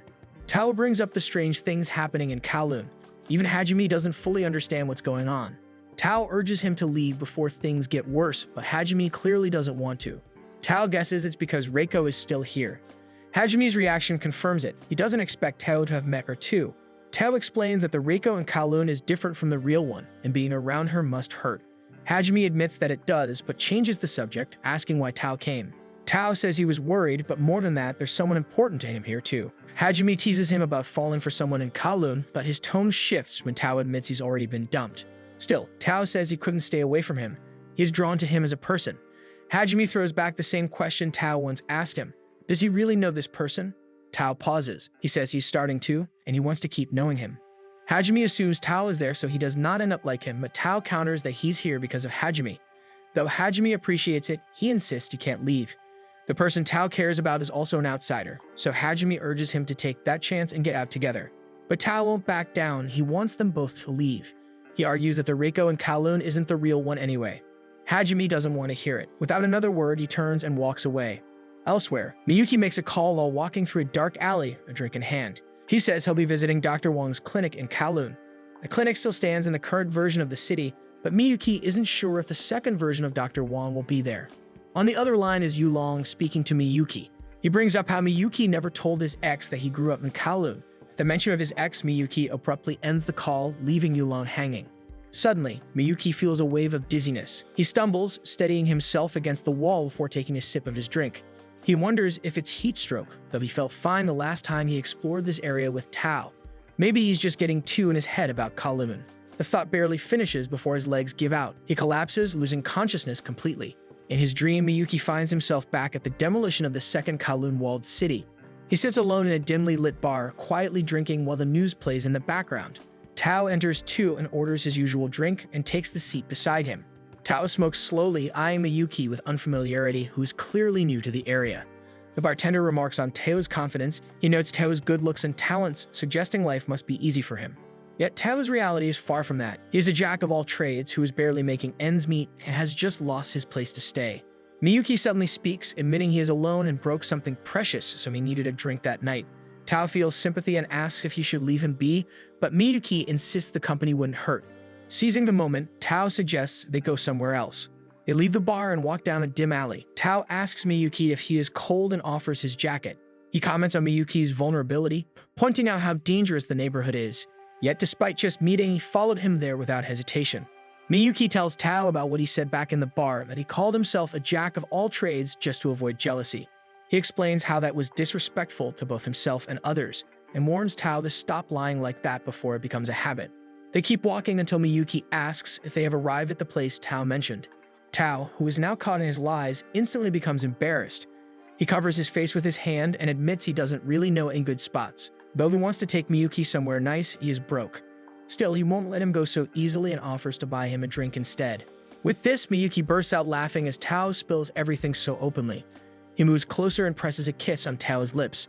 Then after that, they decide to go to Miyuki's place and share a bed together. Miyuki expects Tao to be indifferent towards him because of his both male and female organs, something Tao likely hasn't seen before. But Tao insists that even if Miyuki had become a woman, he would still be in love with him. Before Miyuki can respond, Tao seals his lips with a passionate kiss. Miyuki reflects on his identity. He never strictly sees himself as a man or a woman, he only sees himself as his true self. But Tao accepts him fully, showing no concern for Miyuki's gender. Then Miyuki's vision darkens. The scent of face powder and the sound of women laughing pulled him back to consciousness. He wakes up in a dressing room, and the first thing he sees is a woman with curlers in her hair. The performers explain they found him unconscious in the alley and brought him in. One of them hands him his glasses, which he puts on with a quiet thanks. Looking around, Miyuki asks if this is a burlesque club. The woman confirms it, saying it's a popular local spot. He asked about an artist named Sihan, but she hasn't heard of her. Frustrated, Miyuki rubs his forehead. The woman suggests visiting Dr. Wang if he still feels off. This confirms Miyuki's suspicion. The doctor is in Kowloon. Suddenly, the power goes out. Someone mentions it might be due to yesterday's collapse. Miyuki freezes confused. He hasn't heard anything about the Singhai Tower falling. Their conversation is cut off by a woman's voice calling from outside the door. It's Reiko. She introduces herself but quickly gets distracted upon noticing that even though the area is affected by the electricity's interruption, only the dressing room lights are out. Then she thanks the owner for working with them. Miyuki, seated quietly, intentionally draws her attention, prompting the owner to scold her gently for being rude. Miyuki stands almost as if he anticipated she'd be there. He remarks that luck is on his side, since he's been looking for her too. Reiko, amused by his words, tells him she has questions of her own as well. Miyuki and Reiko continue their conversation at the Hebi Numa clinic. As soon as they settle in, Reiko immediately brings up the Zirconians, asking what they are and whether she might be one of them. Miyuki laughs, a sound that unsettles her, and teases that she's quite the detective. But it was actually Yaomei who discovered that information online. Curious, Miyuki shifts the topic and asks about Riko's memories. Riko responds firmly, certain that no past memories will return. She believes she's an entirely different person now and that those memories were never truly hers to begin with. Miyuki observes her quietly, impressed by how clearly she seems to understand her own situation, and how easily she's able to accept it all. With this, Reiko shares that despite people like Hajime constantly comparing her to the real Reiko, she chooses to be her true self. There are things only she can decide, and she wants to hold on to that. Hearing this, Miyuki reflects. If Hajime knows the real Reiko, then he must be a real human, flesh and blood. There are real people still living in Kowloon like Yaomei, Tao, and himself. Yet Hajime continues to live with the memory of his dead fiancé. That, Miyuki thinks, is something else entirely. It mirrors the revenge he wanted for his father and his late son. The fact that Hajime knows the truth and still chooses to stay is unbelievable to Miyuki. Between his thoughts, Reiko suddenly speaks, saying she has real friends and lives as her true self. Hearing this, Miyuki thinks she shouldn't have a problem. Even without past memories, she's surrounded by people who accept her. She's building an identity of her own, which is never easy. But he suspects the reason she still feels unsatisfied is because, deep down, she wants Hajime to acknowledge her as someone real too. Miyuki admits he doesn't know what to call her. She's not a zirconian nor a clone. But since she was developed later on, after the original, he guesses she could be called a generic. Meanwhile, Yulong searches through Dr. Wong's files looking for something specific, but is caught in the act. Dr. Wong refuses to cooperate with him or Miyuki. Yulong presses on, insisting that Kowloon is filled with the dead, people like Reiko. She was one of the references for the Zirconian project, and Dr. Wong was there during her final moments. But Dr. Wong says there was nothing he could do. By the time he found her, she was already gone. She had taken her own life. Hajime stands before the burnt building, holding the keychain that reminds him of Reiko. He silently wishes everything was just a bad joke. The next morning, Reiko goes swimming with Yaomei and tells her about the conversation she had with Miyuki. Something about that talk made her think deeply, so she decides to move to a new room. Yaomei supports her decision, proud of her decision. Miyuki calling her a generic helped her realize something important. Even if she and the real Reiko share similarities, they are not the same person. She shouldn't have to carry someone else's past. The real Reiko no longer has anything to do with her life. From now on, what happens to Reiko's belongings should be left to Hajime. That night, Reiko returns home and takes a final look around her room. As she scans the space, she realizes there are still things she wants to take with her, like her goldfish success. Just then, the doorbell rings, an unusual sound at such a late hour. It's nearly midnight. She opens the door to find Hajime standing there. He doesn't come in, saying he just wanted to make sure she wasn't leaving tonight. Morning marks the real Reiko's death anniversary. Reiko gives him a soft smile and assures him she won't go anywhere. The next morning, Yaomei scolds her for breaking her promise to move out.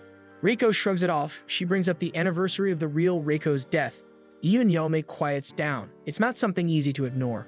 With that, Yaomei insists on at least moving Reiko's bed to change the room's appearance. Reiko mentions wanting patterned curtains, and Yaomei lights up at the idea, even volunteering to sew them herself. She suggests they go shopping for fabric in Hong Kong, already planning a dinner stop after their errand. Meanwhile, Tao was in his apartment, poking at a pack of instant food. He sighs, craving a proper meal, but finding safe food in Kowloon feels like a gamble. Left with no choice, he reaches for his phone to order something online instead. Coincidentally, Yaomei and Reiko are about to leave Kowloon when they run into Tao, who happens to be there to pick up his pizza order. Tao calls out to the delivery guy, who looks visibly relieved, worried he might have been pranked. The man then casually comments that their service is the only one that still delivers to these abandoned ruins. This immediately sets Yaomei off. She snaps, insisting that Kowloon is a perfectly livable place. How dare he call it abandoned? The delivery man shrugs and explains that technically, after the demolition, living there is supposed to be illegal. Reiko tries to follow up, asking more about what he means. But the delivery man, now clearly uncomfortable, brushes past her without responding. After the delivery man leaves, Tao begins to explain everything. It's true, he says. The man couldn't see Reiko at all. In fact, you couldn't see Kowloon or anyone who lives there. Tao urges Yaomei to look up the real Kowloon and confirms that it was demolished 3 years ago. Yaomei scoffs at the idea, finding it absurd. But Reiko can't deny what she experienced. The delivery man called the place abandoned ruins and ignored her completely. To him, neither she nor the city existed. Tao explains that only certain people, those like Yaomei and himself, can see and enter Kowloon. But those who were originally from this version of the city, like Reiko, are invisible to the outside world. That's why she must never leave. Reiko remembers all the times Hajime begged her to stay, to never stray from him. It all begins to make sense now. Still, Yaomei dismisses it as nonsense. Riko has always felt real to her. But despite Yaomei's protests, Reiko steps back, quietly deciding that maybe Hajime was right all along. She won't leave Kowloon. Yaomei becomes hysterical, refusing to believe that Riko can't exist outside Kowloon. Riko's presence has always felt real, at least to her, but Tao gently explains that even he, who once lived in Kowloon before its demolition, began noticing strange duplicates, second versions of people, including himself, existing only within Kowloon. He shares that he once conducted an experiment by bringing himself into Kowloon, and suddenly, the second version vanished immediately. It confirmed his theory that two versions of the same person cannot coexist in Kowloon. However, Reiko is a different case. Her original self is proven to have died long ago, which makes it unlikely for her current version to vanish. That thought terrifies her. If the real Reiko were still alive, then she should have been the one to disappear. In this uncertain world, Reiko starts to question her very existence, just like the fragile reality of Kowloon itself. But Yaomei refuses to accept any of it. She clings to the belief that Riko is real, and determined to uncover the truth with her own eyes, she decides to investigate further by traveling to Hong Kong herself. Reiko remains confused after everything she has just learned, and Tao, despite his efforts, admits he doesn't have all the answers either. Still, knowing how much Hajime cares about her, Tao simply wants to help however he can. Before leaving to eat his pizza, he tells Reiko to reach out to him if she ever needs anything. Back in central Kowloon, Reiko continues to wander, her mind still clouded with questions. As she walks aimlessly, Hajime spots her and calls out. She tells him about her canceled plans with Yaomei, which didn't work out in the end. Because of this, Hajime suggests they grab some dumplings together. Reiko pauses for a moment, then agrees. At his apartment, Tao lies awake in bed, casually eating pizza, but his thoughts linger on Riko's strange situation. Even though he's grown used to the surreal nature of life in Kowloon, something about Riko's case unsettles him deeply. He now fully understands why Miyuki is using this bizarre phenomenon for revenge. Nothing hurts more than seeing someone you love looking and sounding exactly the same, yet knowing it's not truly them. The warmth, the voice, the face, it's all familiar, but ultimately a ghost of what once was. And still, you can't help but get attached. Meanwhile, Hajime is lost in a memory back when the real Reiko was alive. They used to play mahjong with the elderly on the busy streets of Kowloon. Reiko was always the crowd's favorite, often winning with ease. One day after a long session, Reiko dropped a slip of paper from her pocket. It was a prescription for insomnia. Hajime didn't know why she needed it, but Reiko admitted to having problems sleeping at night, so she needed sleeping pills. From that day on, he made it his mission to help her sleep by tiring her out with fun and laughter. He'd tease her about cheating in mahjong, and she'd laugh, saying she was just lucky. Maybe it was that luck that made Hajime fall for her enough to leave everything behind and move to Kowloon, just to be close to her. Now back in the present, Miyuki stands quietly inside his father's quarters. As they speak casually, his father suddenly calls him by a different name, Horan. Miyuki gently corrects him, but his father doesn't acknowledge the mistake. This prompts Miyuki to glance at the portrait hanging on the wall, his father, smiling beside his deceased wife and son. The sight unsettles him. Without saying a word, Miyuki picks up his phone and calls Yulong, who answers just in time. Miyuki listens closely as Yulong shares new findings about the real Reiko, once a patient of Dr. Wang. According to the records, her official cause of death was an overdose, strong sleeping pills prescribed in unusually high doses by her doctor. It wasn't something she could have accidentally done. The amount required meant she would have needed to consume an excessive quantity intentionally. Though Hajime wasn't directly responsible, the circumstances surrounding her death are grim. It's no wonder he carries such a deep sense of guilt. This makes Yulong wonder, what kind of pills could it have been? Strangely, the drug's name was deleted from all official records. Miyuki smiles faintly at the thought. At the very least, it gives him something to tie himself to Reiko.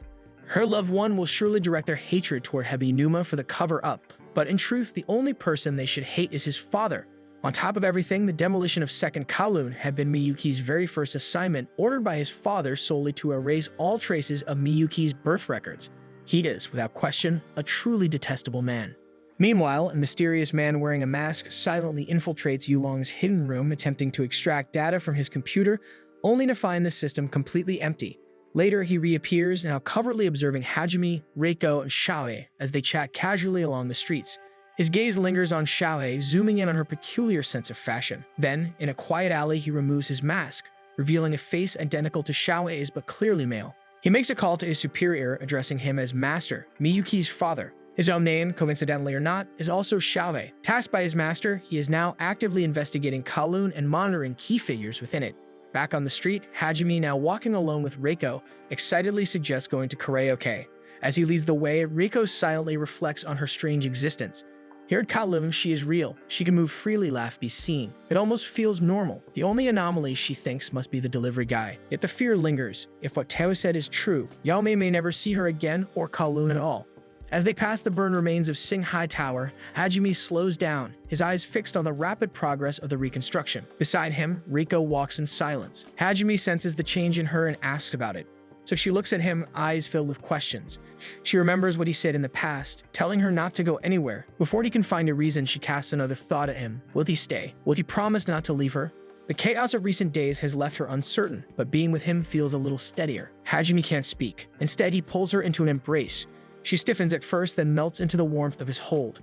Her tears fall silently. He tightens his grip, pressing her close.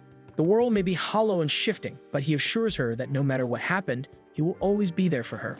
Yaomi rides the train to Hong Kong as her thoughts drift. It has been 6 months since she escaped from home, vanishing after a plastic surgery. Wanting a fresh start, she searched for a place where no one knew her and found Kowloon. In there, she met people who accepted her, most especially Reiko, who taught her about being her absolute self. When the train reaches Hong Kong, she steps out with determination, only to be stunned as her payment card is declined. Her account shows insufficient funds. Panic sets in, so she calls Tao, her voice shaking and loud with desperation. He explains what she already fears. The money she earned in Kowloon holds no value outside it. Without hesitation, Tao offers to lend her money. What surprises Yao Mei more is the amount he's willing to give without question. With her immediate problem solved, she turns her focus to the deeper mystery. In the crowded streets of Hong Kong, Yao Mei begins her purpose, approaching strangers and asking what they know about Kowloon. The answers she receives are all strikingly similar. Everyone says the same thing. Kowloon was demolished years ago. It no longer exists. Some even laugh it off as an urban legend. But Yao Mei knows better. She lives there. The growing doubt in her chest feels like a betrayal. Overwhelmed, she breaks down in the middle of the road. An old man notices her distress and cautiously approaches. Knowing her dilemma, the old man tells her he once lived in Kowloon before it was torn down. He saw the demolition himself, like all the residents who were forced to leave. But when Yao Mei insists that the place still exists, the man stiffens. He tells her she must be caught up in one of those bizarre online urban legends, just like his grandson. Then, almost reluctantly, he mentions a rumor, one that claims the Hebinuma group led the demolition of Second Kowloon to hide something. Still, he keeps his words limited and says no more, urging Yao Mei to search the internet if she really wants answers. Taking the old man's advice, Yao Mei rushes to a nearby internet cafe, determined to uncover the truth. She scores forums and websites, but nearly every post about Kowloon has already been deleted. Just as she's about to give up, she stumbles upon a single remaining thread. The anonymous poster is still active, so she quickly sends a message. To her surprise, the reply comes almost instantly. Without hesitation, Yao Mei shares her experience, how she lives in Kowloon. The poster, however, admits he can't see the place, but that only strengthens his resolve. He wants to prove that Kowloon still exists. The poster shares everything he knows about the demolition of the Second Kowloon. While it's a confirmed fact that the place was destroyed, he believes it has been recreated in some mysterious way. He wants to work with Yao Mei to uncover the truth behind its reappearance. At first, Yao Mei has no idea where to start, but with his help, they begin piecing together the puzzle, starting by listing all the strange occurrences she has noticed. Thinking about it, Yao Mei realizes that the presence of people who should be dead is already bizarre enough. She hesitates to tell the poster, fearing he might not believe her. But before she can decide, the poster shares that he, too, is investigating this for a friend, someone important to him. This prompts Yao Mei to open up. She tells him everything. The dead still living in Kowloon, people having duplicates who cannot coexist, and how the second version vanishes once the original reappears. With all the confusing information, Yao Mei begins to wonder if she might be the anomaly. But the poster reassures her. He has also spoken to others who can see and access Kowloon just like her. What Yao Mei doesn't know is that the anonymous poster she's chatting with is actually Yulong, who is quietly gathering information from Miyuki about the true nature of Kowloon. As they review everything they know so far, Yao Mei happens to mention Hajime, suggesting he might know more about what's really going on. Even if he's still puzzled himself, he's certain of one thing: Yao Mei isn't an anomaly. It's far too early to jump to that conclusion. If anything, maybe it's Kowloon itself that is the true anomaly. Yao Mei begins to share how she first entered Kowloon, but as she types, a strange realization hits her. 6 months ago, it was March, cold and dim as she wandered the city looking for a place to stay before morning arrived. That's when she stumbled upon Kowloon. But from the moment she entered, the season never shifted. It has always been midsummer in Kowloon. Thinking back, she recalls the sky always being clear and herself constantly wearing summer clothes. She shares this strange detail with Yulong, who found it helpful. Yao Mei also mentions a rumor she once heard, that the demolition of the Second Kowloon was a cover-up orchestrated by the Hebinuma group. To her surprise, Yulong partly confirms the rumor and hints at a secret hidden within Kowloon, something Yao Mei must see for herself once she returns. As the clock ticks almost midnight, Yaomi decides to spend the night in Hong Kong and return to Kowloon in the morning. But before ending the chat, she and Yulong exchange contact information. As Yaomi steps outside the internet cafe, she bumps into a man, Yulong, who uses the computer right beside hers. She doesn't realize he's the same person she's been chatting with online. The next morning, Reiko lies in bed, naked, beside Hajime. A message from Yaomi lights up her phone asking to meet. Reiko quietly slips out from under the sheets, eager to see her friend. As she moves to leave, Hajime reaches out, pulls her close, and kisses her on the lips before letting her go. Hajime had a flashback once again about the real Reiko. One day, he brought them hot coffee, but the cafe accidentally added sugar when it was meant to be plain. Despite this, Reiko smiled and invited Hajime back to her house to cook French toast. They cooked together, Reiko taking the lead as if she were a master in the kitchen. The French toast turned out perfect, golden, crisp edges, and just the right sweetness. During that quiet moment, Reiko opened up about her parents. The French toast was her late mother's recipe. Though both her parents had died in an accident years ago, remembering them through things like this recipe didn't make her sad. Hajime once thought she was strong for that, but in truth, it was the opposite. Reiko was the kind of person who refused to read the second volume of a book. Hajime didn't understand what that meant, and Reiko never finished explaining. The kettle had started to whistle, cutting her off before she could say more. Now back in the present, Hajime sits quietly on the steps of a staircase, a soda in hand, unable to shake off the lingering ghost of the real Reiko. No matter how much he tries, he keeps comparing her to the Reiko he sees now. Later that day, Reiko meets Yaomi and Tao at a cafe. Her aura is noticeably brighter, and a wide, cheerful smile spreads across her face, leaving both Yaomi and Tao staring at her in stunned confusion.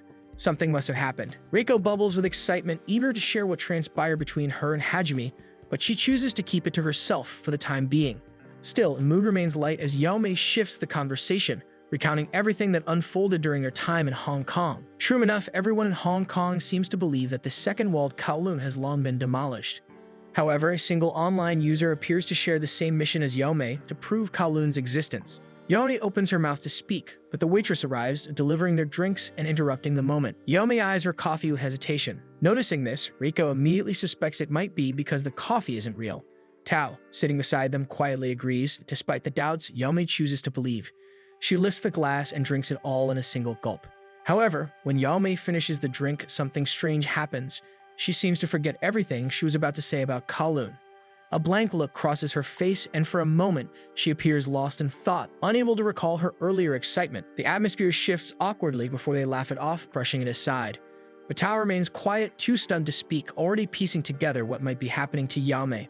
Elsewhere in his secret room, Yulong receives a sudden message from Yaomi, informing him that she has safely returned to Kowloon. Curious, he asked about the summer phenomenon she previously mentioned. But to his surprise, Yaomi seems to have no memory of it at all. At that moment, Yulong understands, Yaomi has already been swallowed up by Kowloon. He expected this possibility, so he merely chuckles to himself, though he is still wondering what might have caused this. As Yulong suspected, it must have been from food. But more than that, it's the act of consuming something despite sensing it might be off. Perhaps the desire to believe in Kowloon is what allows it to swallow someone entirely. Meanwhile, in one of Kowloon's street stores, Miyuki is about to purchase a basket of goods when the store owner informs him they no longer accept e-payments due to the collapse.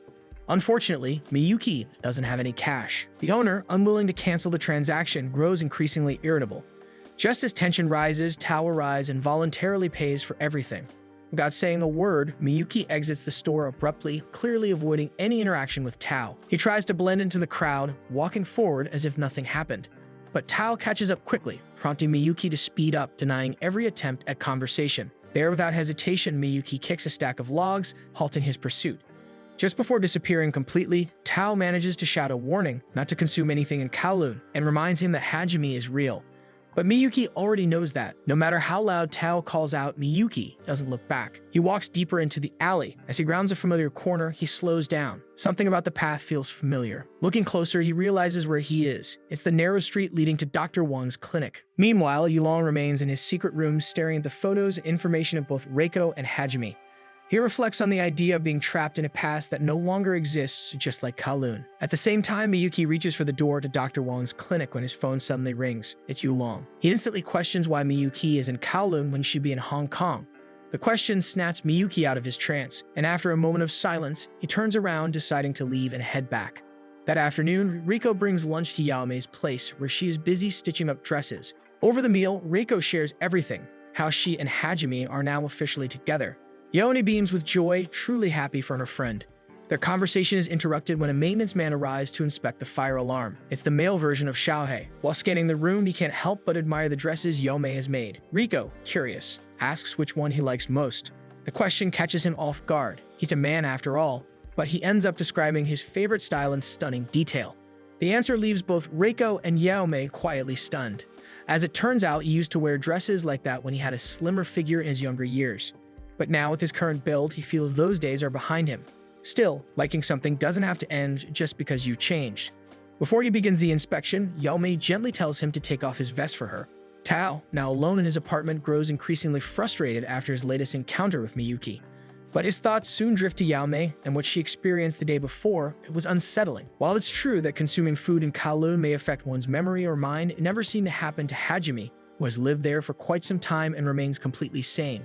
This bothers Tao, prompting him to take action. He packs ready-made food into his backpack, determined to visit Hajime and keep his guard up. Meanwhile, the male Xiaohei is deep in thought. His encounter with Reiko left a strong impression. She's nothing like the Reiko he once knew. It's as if she's truly living her own life apart from the past. Unexpectedly, he finds that people in Kowloon live more honestly, more raw and real than he ever imagined. Even Yaomei, who took the time to stylishly repair his vest, has quietly earned his trust. Slowly, Xiaohei begins to understand. The things a person fears to lose don't just disappear in Kowloon. Instead, they grow one by one in this strange place. Xiaohei immediately reported his findings about Kowloon to his master. From his observations as a former resident himself, the replicas within Kowloon were impressively accurate, yet there were notable inconsistencies, both in structure and lifestyle.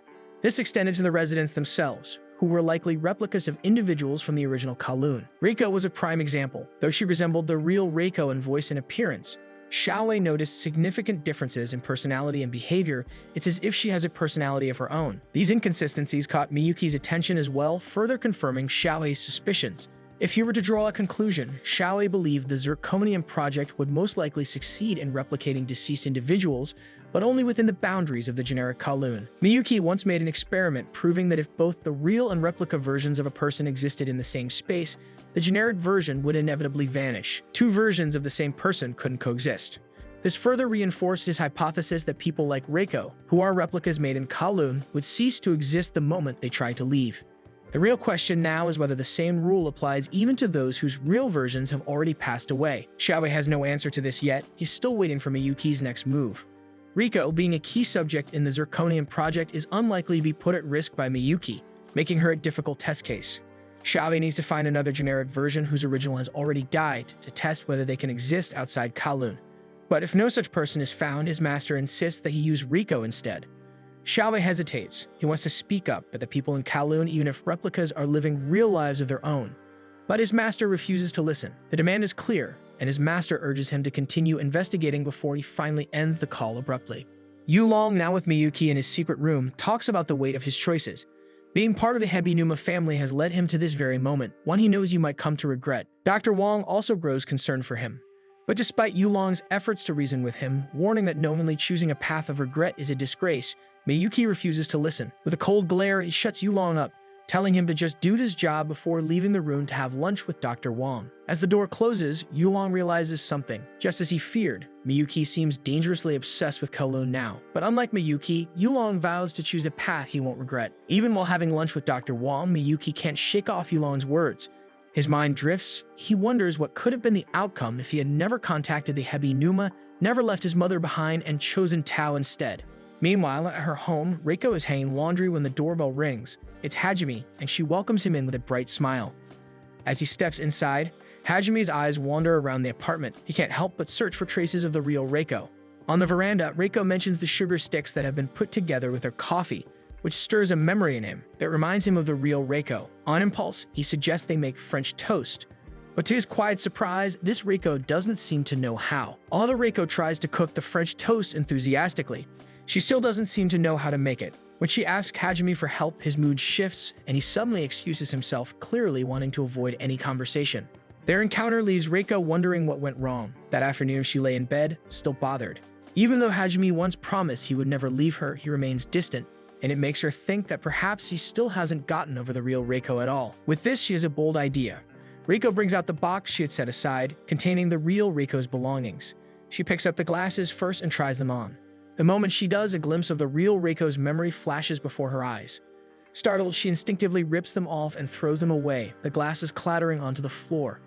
Meanwhile, the male Xiaowei is about to enter Yulong's room to clean up, but Yulong wastes no time. He directly confronts him about the micro-listening device hidden under the table. Xiaowei tries to play it cool and act clueless, but Yulong isn't fooled. He points to the piercing in Xiaowei's ear. He knows that's how he's been listening in. Cutting to the chase, Yulong offers Xiaowei a deal. Join his side in exchange for protection from the old Hebi Numa and a higher wage. But in return, he must do one thing for Yulong: eliminate the generic Reiko. A quick flashback showed Hajime playing mahjong with the elders in Kowloon, their conversation drifting toward Bai Yuanshan Tower, a notorious place known for illegal dealings and constant danger. Anyone who stepped inside was bound to find trouble. Coincidentally, the real Reiko had been there at that time, speaking to the elderly landlord about an issue with the building's management. As a gesture of goodwill, Reiko even offered her a small gift. While they talked, the landlord shared a bit of wisdom. She said the people who came to that place were often those who had nowhere else to go, people willing to risk it all. Though she herself wasn't a gambler, she admitted to admiring that kind of resolve. Just as Reiko sat down, a cat wandered into the room. The landlord fed it and casually continued their conversation, mentioning she had heard of Reiko's skill at mahjong. Reiko tried to credit it to luck, but the old woman asked if she would also win the game of life. Even she didn't know the answer. It was something only time could reveal. When Reiko stepped outside, Hajime appeared, rushing and clearly agitated. After hearing where she had gone, he grew angry and insisted on handling things in that area himself from then on. Now back in the present, Xiaowei, caught red-handed by Yulong, is sitting on the steps of the stairs with his head down, still unsure of what to do next. When Yulong offered him a job to eliminate the generic Reiko in exchange for protection and money, Xiaowei didn't have the heart to go through with it. Even if she wasn't considered real, something about her felt genuine, and after spending time with her, Xiaowei had grown soft. Yulong even raised the offer, yet Xiaowei still refused. In response to this, Yulong showed him an old photo, one from before he changed. He used to look like Xiaowei from Kowloon, dressed in fancy, fashionable clothes, but he abandoned that image once it no longer fit him. Yulong seemed to know more than Xiaowei expected, even guessing that Xiaowei had encountered a generic version of himself in Kowloon already.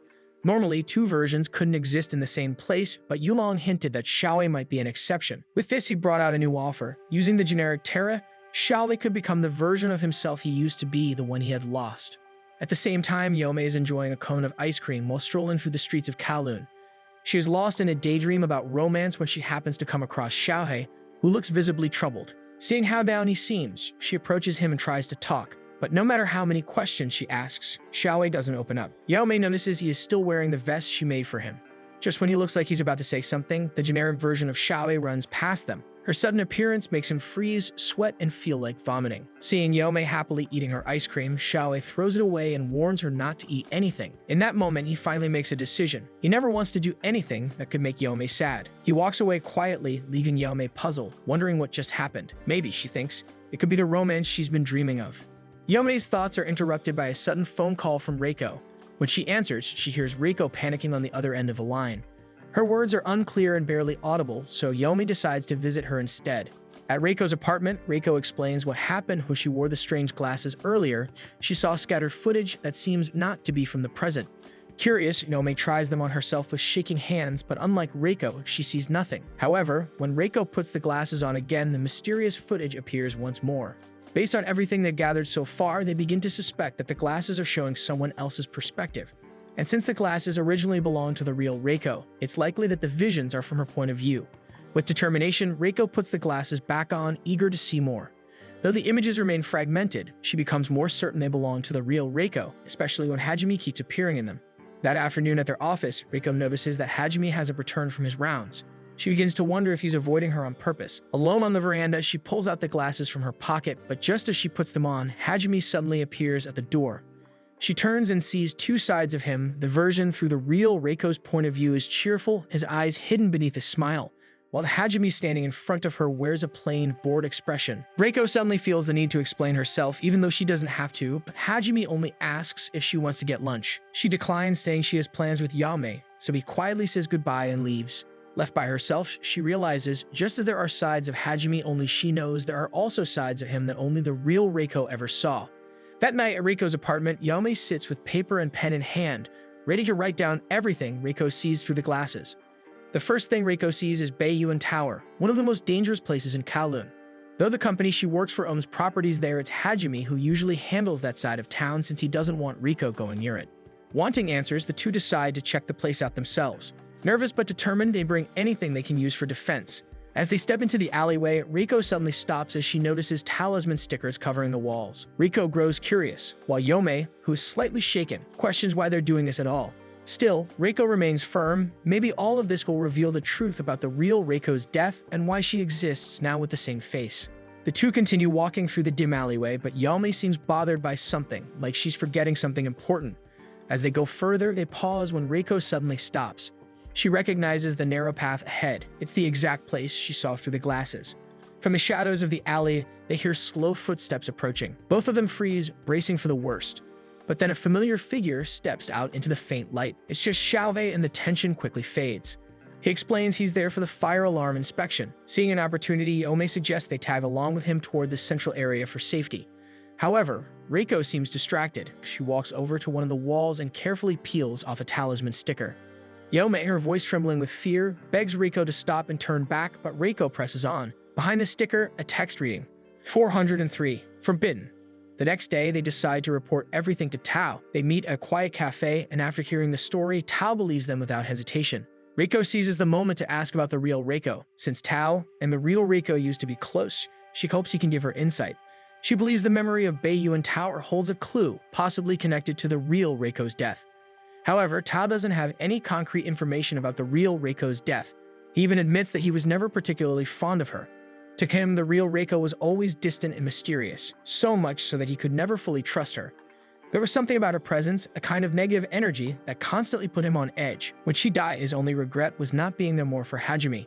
Reiko suggests that the real Reiko may have taken her own life, but Yaome finds that hard to believe, especially since she was happily engaged to Hajime. Then again, as Tao said, she was unpredictable, a mystery from the beginning. This conversation explains why Tao was initially so cold to Reiko. He feared she would bring the same pain. But to his surprise, she and the real Reiko are nothing alike. Even Yome points out that Reiko means no harm. However, Tao reveals a sad truth. Even just her presence, her identical appearance and voice, might be hurting Hajime already more than he lets on.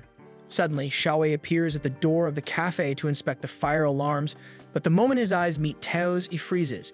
Yome, clueless, tries to introduce them, but before she can finish, Xiaowei quickly forces a cheerful smile and shakes Tao's hand as if it's their first time meeting. Then Xiaowei excuses himself in haste and disappears through the door. Not long after, Tao also gets up and leaves silently. With Tao gone, Reiko can no longer hold back her tears. She remembers how Hajime came to her apartment at midnight on the real Reiko's death anniversary. Maybe it's better if she distances herself, she thinks, but Yome gently reminds her that none of it is her fault nor Hajime's. There's pain inside her, but Reiko admits she has no regrets about falling for him despite all of it. Meanwhile, while Xiaowei walks alone through the streets, someone suddenly pulls him into a dark corner. It's Tao, sharp-eyed and serious. Xiaowei tries to act dumb, but Tao sees through the act. Xiaowei may look different now, but Tao remembers him all too well. Tao questions Xiaowei's intentions for returning to Kowloon, but for past residents like Xiaowei, Kowloon is too hard to ignore. As they talk, the generic Xiaowei suddenly passes by, which stuns Tao. He's even more shocked that the generic didn't disappear despite the original being present. Xiaowei, who clearly knows more than he lets on, offers only a vague answer before hurrying off again. Meanwhile, Reiko sits quietly, trying to make sense of what she saw behind the talisman sticker last night, a common error code meaning she has no permission to access. She thinks back to Teva's words about the real Reiko being a mystery, someone even he couldn't understand. Deep in thought, she lights a cigarette, trying to calm her chest. Then the door creaks open. It's Hajime, who simply greets her and joins her in smoking too. The first thing Hajime mentions is Reiko's glasses, and that's when something clicks in her mind. Maybe it's better if they just go back to being colleagues. Ever since they spent the night together in her apartment, things have been strange between them.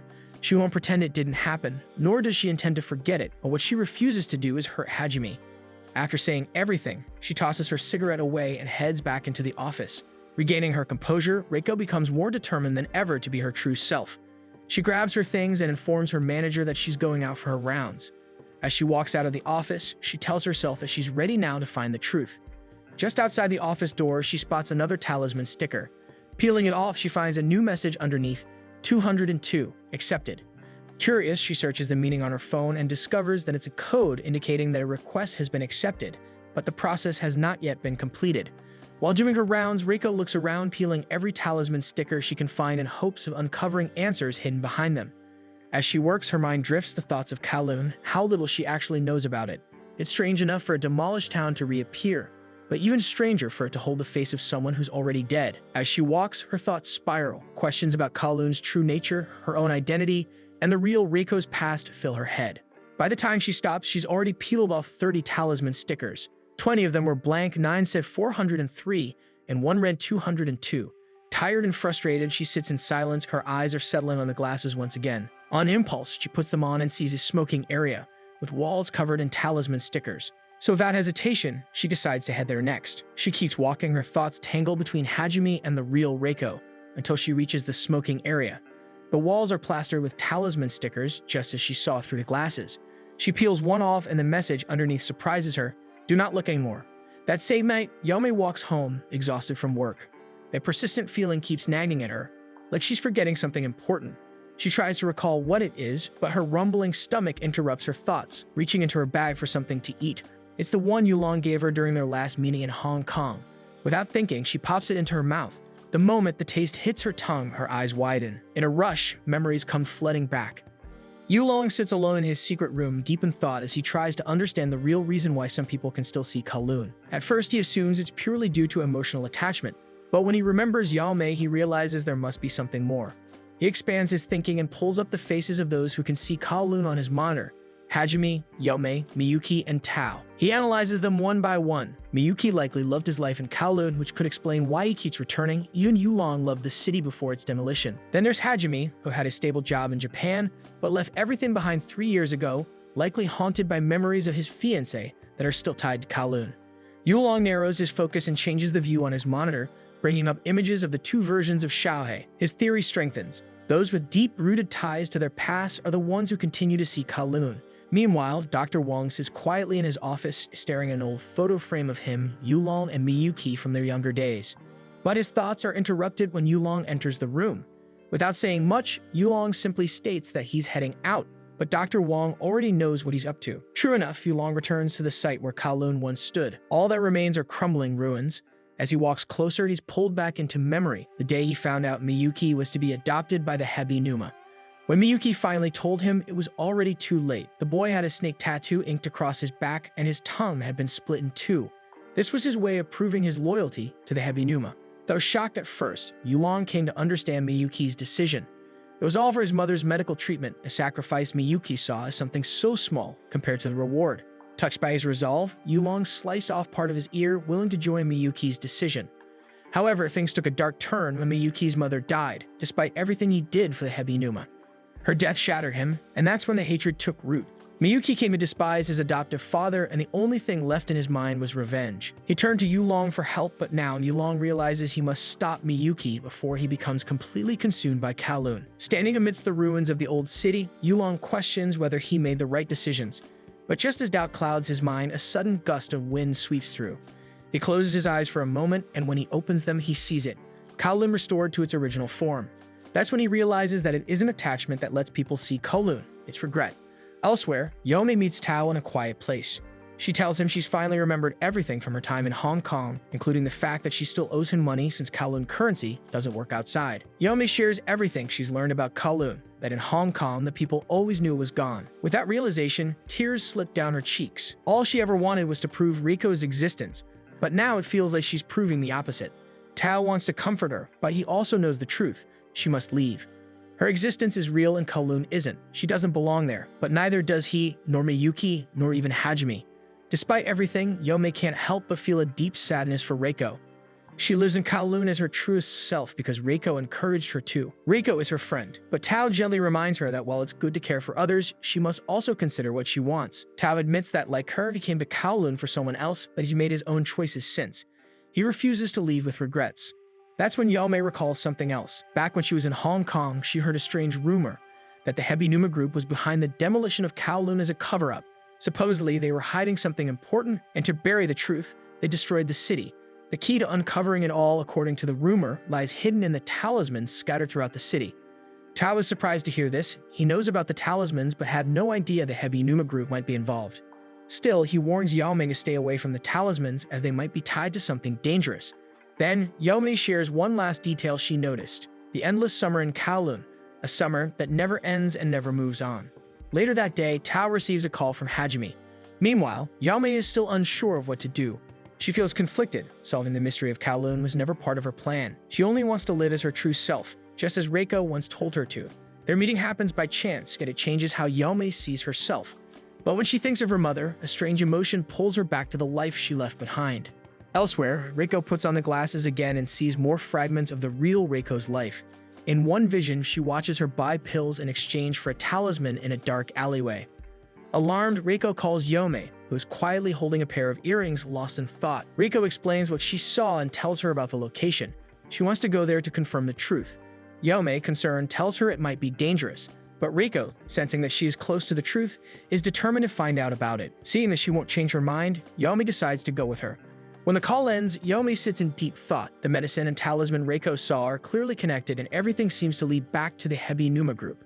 She can't just let Reiko investigate alone, knowing it's this dangerous. Meanwhile, Xiaowei elsewhere is still troubled by Yulong's offer. Kill Reiko and he'll return to his original self. But no matter how he tries, he just can't go through with it. As fate would have it, Reiko passes by and spots him. She quickly approaches, concerned by his uneasy expression. Xiaowei freezes. The very person he's supposed to eliminate stands before him. But before he can react, Reiko's phone rings. On the other end is the generic Xiaowei shouting for help. She says something's wrong in her apartment. Reiko assumes it's the fire alarm that is malfunctioning, and her gaze immediately lands on Xiaowei. After all, he works in built-in maintenance. With no choice, Xiaowei finds himself being dragged by Reiko to the generic's apartment. On the way, Yome calls and Reiko updates her about the situation. They agree to meet at the apartment instead. Meanwhile, inside the Goldfish Tea House, Hajime meets up with Tao. Tao wants to understand just how much Hajime knows about this Kowloon. As it turns out, Hajime is more aware than he lets on. He knows that two versions of the same person can't coexist in Kowloon. He recalls Old Man Chun, his occasional mahjong colleague, who he witnessed entering Kowloon one day only for his duplicate to vanish instantly. With this, Hajime assumes that's true for most people in the city. Unlike Tao, it can be noticed that Hajime isn't overly cautious. He eats the food in Kowloon without hesitation and doesn't question much of what he sees. As their conversation deepens, Tao brings up his own observations. He mentions that not everything in Kowloon was faithfully replicated. For instance, he once built a small hut for stray cats behind the cafe, but when he went to look for it, it wasn't there. At that moment, a TV advertisement flickers onto the cafe's screen. It shows a woman joyfully visiting a clone of her beloved pet that had passed away. The clone mimics the same habits and behaviors as the original, making her feel as if nothing had changed. Tao quietly reflects on this. His feelings are the complete opposite. He finds it unsettling. To him, having someone imitate the dead feels more painful than comforting. It's not just unhealthy for the grieving owner, but also unfair to the cat. Meanwhile, back in the generic Xiaowei's apartment, the real Xiaowei finishes fixing the fire alarm. The two finally meet face to face and are introduced, oddly enough, sharing the same name. As the generic Xiaowei expresses her gratitude, the real one quietly observes her extravagant wardrobe and striking fashion sense. Yame also mentions their similarity in enjoying fancy clothes, so the real Xiaowei is forced to admit it. Then he finally reveals the vest Yame made for him. When the generic Xiaowei compliments it, something in him softens, tears well up unexpectedly. His past once felt so painful for him, but now it feels strangely warm. The generic Xiaowei, noticing his tears, hands him a tissue. He accepts it with a grateful smile and shyly compliments her outfit in return. With this, Yome suddenly grows curious. Meanwhile, Hajime and Tao are heading out, and Tao brings up one last detail, the case of the two Xiaoheis.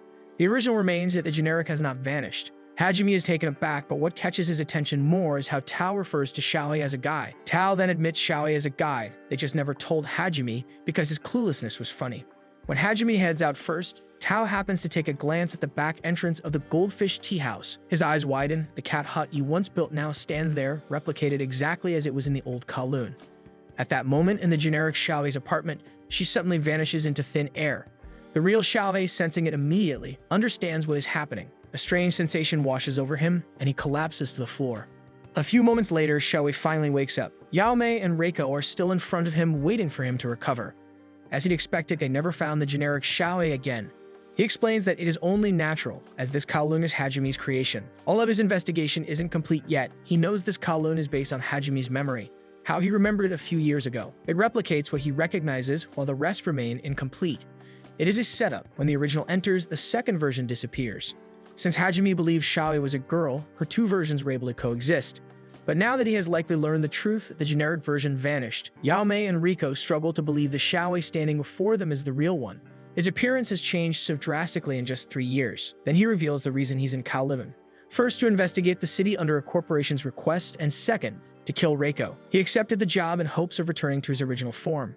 He explains what Yulong told him about Gene Terra, a technology that can download memories not into a clone, but into a vessel already replicated. Though it sounds absurd, Xiaowei believes it as he already has a generic version of himself. Still, the question of whether a generic can exist outside Kowloon remains unanswered. Yao Mei immediately realizes is the work of the Hebi Numa group. Now that Xiaowei's wish will never come true, and with both Yao Mei and Reiko showing him the value of this world, he decides to leave for good. Knowing too much, he fears the Hebi Numa group might come after. Before he can leave, Yao Mei grabs his vest and some of the generic Xiaowei's dresses, handing them to him, insisting that he doesn't need to give up these parts of himself. She also offers him a way out. Her mother is an influential figure with powerful connections, enough to keep even the Hebinumas from reaching him if he stays by Yao Mei's side. Rico doesn't understand at first, so Yao Mei apologizes. She has been thinking about her mother lately and how she keeps running from her past. Now she decides it's time to face it head-on. To help Rico realize her absolute self, Yao Mei must first find her own and return when she is ready. Rico walks with them to the edge of Kowloon. They bid their goodbyes. That's when Rico notices Yao Mei is wearing the earrings her mother chose for her on one ear. Before parting, Yao Mei warns Rico about the pills she saw in the real Reiko's memories. She needs to be careful. Xiaowei also has something to say. Rico is the only thing not replicated in Hajume's creation. That alone, he believes, is proof that she can become her absolute self. As the two walk away from the city, the dresses in Xiaowei's hands slowly begin to disappear. But he doesn't mind. Even if the clothes vanish, he believes he can carry them in his heart. However, when he opens his vest, the stitches Yao Mei made are still there. With quiet joy, they turn back, hoping to share it with Reiko, only to be met by a pile of ruins where Kowloon once stood. Reiko sits in a cafe, her gaze fixed on the date displayed on her phone screen. Thoughts of Xiaowei and Yao Mei drift into her mind. Both had set off to seek their absolute selves. She attempts to call Yao Mei, but there is no response. The silence reminds her of Yao Mei's final words before leaving, that she would return once she had a decision. In another part of Kowloon, Miyuki walks along the street when he sees a group of children rushing toward an alley. The scene triggers an old memory. He and Yulong used to do the same way at Dr. Wang's clinic, where his mother was often treated. Dr. Wang had always warned her not to strain herself, though those words were never heeded, so he continued to prescribe the same medication. Years later, Miyuki watched as demolition machines tore down the same clinic. He had led the operation himself, yet the sight of it still lingers in his thoughts. Back in his house, Miyuki receives a call. His father's voice is on the other end. Though Miyuki claims to be home, his father says otherwise. What his father meant was not Miyuki's house, but the family estate, where he had been waiting for quite some time. When Miyuki arrives, he attempts to update him on the Zirconian project, but his father shows no interest. Instead, he begins speaking as though Miyuki is still a child, discussing plans for his future and offering to give him a house. The conversation grows stranger when he calls Miyuki Horan. Miyuki calmly corrects him, but his father ignores the correction, continuing to speak as though he is actually speaking with Horan. The tension quietly starts building as Miyuki listens, uncertain how to respond. Before things escalate further, the butler steps in to announce that dinner is ready, bringing an abrupt end to the conversation.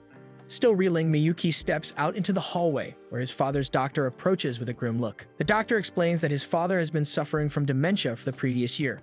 It was a deliberate decision not to inform Miyuki sooner. Now, however, the condition is worsening, and the doctor advises him to begin planning countermeasures while he still has the chance.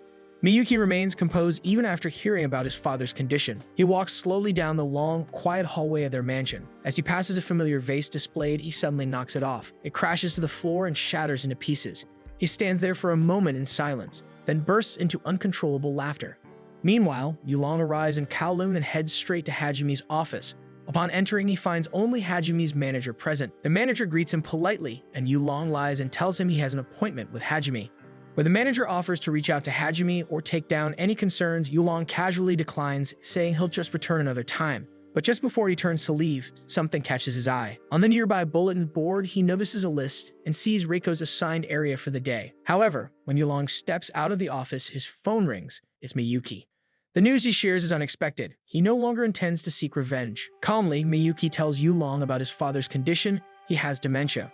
While the revelation shocks Yulong, Miyuki admits he has already noticed the signs. This makes Yulong wonder if Miyuki had kept it from him on purpose, slowing things down before Yulong could act. It's clear now Miyuki has been consumed by Kowloon. When Yulong asks what he plans to do next, Miyuki has no clear answer. The call ends with silence. Yulong lowers his phone and stares blankly ahead. Now, without revenge to chase, all that's left with Miyuki is the weight of regret. On the other hand, Tao keeps trying to reach Miyuki, but every call goes straight to voicemail. He's already heard the news. Miyuki has resigned as president of the Hebi Numa Group, and this only heightens his concern. He can't bring himself to leave Miyuki alone now. Meanwhile, Yulong sits beneath the Jean Terra, his laptop resting on his knees. He types in lines of code, trying to delete something, but each attempt fails. Frustrated, he laughs bitterly. Even now, he can't erase the very thing he created. Leaning back against the bench, he stares up with frustration. Then, out of desperation, he grabs his phone and dials Xiaohe. The call doesn't go through at first, but moments later, Xiaohe returns the call. When Yulong answers, it's Yao Mei's voice on the other end, scolding him for involving Xiaohe and planning to harm Reiko. With that voice on the line, Yulong instantly recognizes her. It's the same woman he spoke to in Hong Kong. Yao Mei quickly catches on too. When Yulong casually brings up the chocolate from that day, her irritation flares even more. But Yulong isn't in the mood to provoke her further. He's no longer interested in killing Reiko. Their plans have shifted. Hajime is now the target. After seeing Kowloon with his own eyes, Yulong realizes something. It's a manifestation of Hajime's memory. Every food stall is precisely as it was before the demolition. The only one who could replicate such detail would be someone who lived through it, and someone whose regret shaped it. There are also other possible candidates in his mind, but talking to Yao Mei back in Hong Kong gave him the information he needed. Satisfied with the lead, Yulong abruptly ends the call, leaving Yao Mei more unsettled than before. Yulong continues on his way, determined to find Reiko. Meanwhile, Reiko is at Xiaohe's apartment, trying to secure a deal for something she needs. As she glances around the room, memories of Xiaohe and Yao Mei fill her mind. Both of them are moving forward with their lives, and she realizes she should too. Later that day, Reiko resumes tracing the origins of the medication once used by the real Reiko. Just as she's about to wear the glasses again to continue her search, she's interrupted by Yulong. He casually introduces himself as a friend of Yao Mei's, but Reiko immediately finds it strange. Yao Mei never mentioned him before. Noticing her skepticism, Yulong drops the act and admits that he's one of the developers of Jean Terra. He tells her he holds valuable knowledge about Kowloon. Seeing Riko's curious expression, he offers to explain more if she agrees to walk with him. They walk through the dim alleyways, and as they pass a narrow corner, Riko notices a familiar cat. Her thoughts are interrupted when Yulong stops and peels away one of the old talismans plastered on the wall. Beneath it are the words, "Turn back." Yulong frowns, recognizing the warning as Hajime's work since he was the one who reconstructed this version of Kowloon. What puzzles Yulong is why Hajime would leave a threat meant for him. Reiko then speaks, explaining that the real Reiko didn't want anyone uncovering the truth about the medicine she purchased there. It came from the Hebi Numa Group. Yulong instantly recognizes them. The medicine in question was a cold remedy, which is now erased from online sources. But he remembers, when taken in large amounts, it caused hallucinations. While they do not fully understand why the real Reiko took the medication, Yulong knows that it was often misused as a relaxant, leading to dangerous side effects, including death. Though its sale was eventually stopped, the damage had already been done. In the absence of accountability, the Hebi Numa Group opted to bury the truth by demolishing Kowloon altogether. But not long after, reports emerged of people claiming to see Kowloon in its original form. Fueled by Hajime's regret, the generic Terra, which was initially designed as a digital replica, began functioning on its own. The Jean Terra was originally promoted to bring eternal life, but in truth, it is just a faulty system that could preserve memories. Despite knowing this, the management pressed on, convinced it would succeed eventually. As part of their continued efforts, the Hebi Numa Group re-entered this Kowloon under the guise of reconstructing the Hebi Numa General Medical Center and offering free medical checkups to residents to investigate them. Another thing Yulong points out about Kowloon is its unchanging season.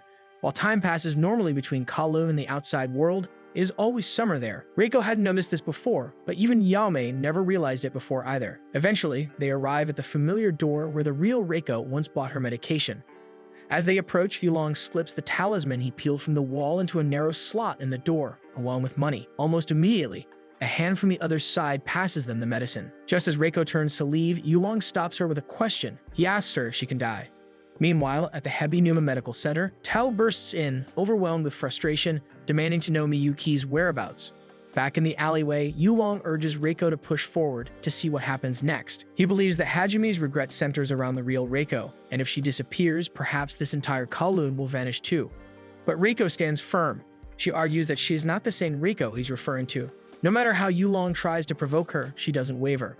She declares that she doesn't exist for anyone else and that she has the right to choose. If there's a chance to save Hajime, she would, just to prove that she is her own person. Yulong finds her words bold, but he knows it's still a gamble. Even so, Reiko stands her ground, because the decision is her own and she's certain she won't regret it. That to her is what it means to live. Hearing this, Yulong finally yields, satisfied by her conviction. At that same time, Miyuki steps into Kowloon. Yulong hands Reiko the medication, half convinced she might be right.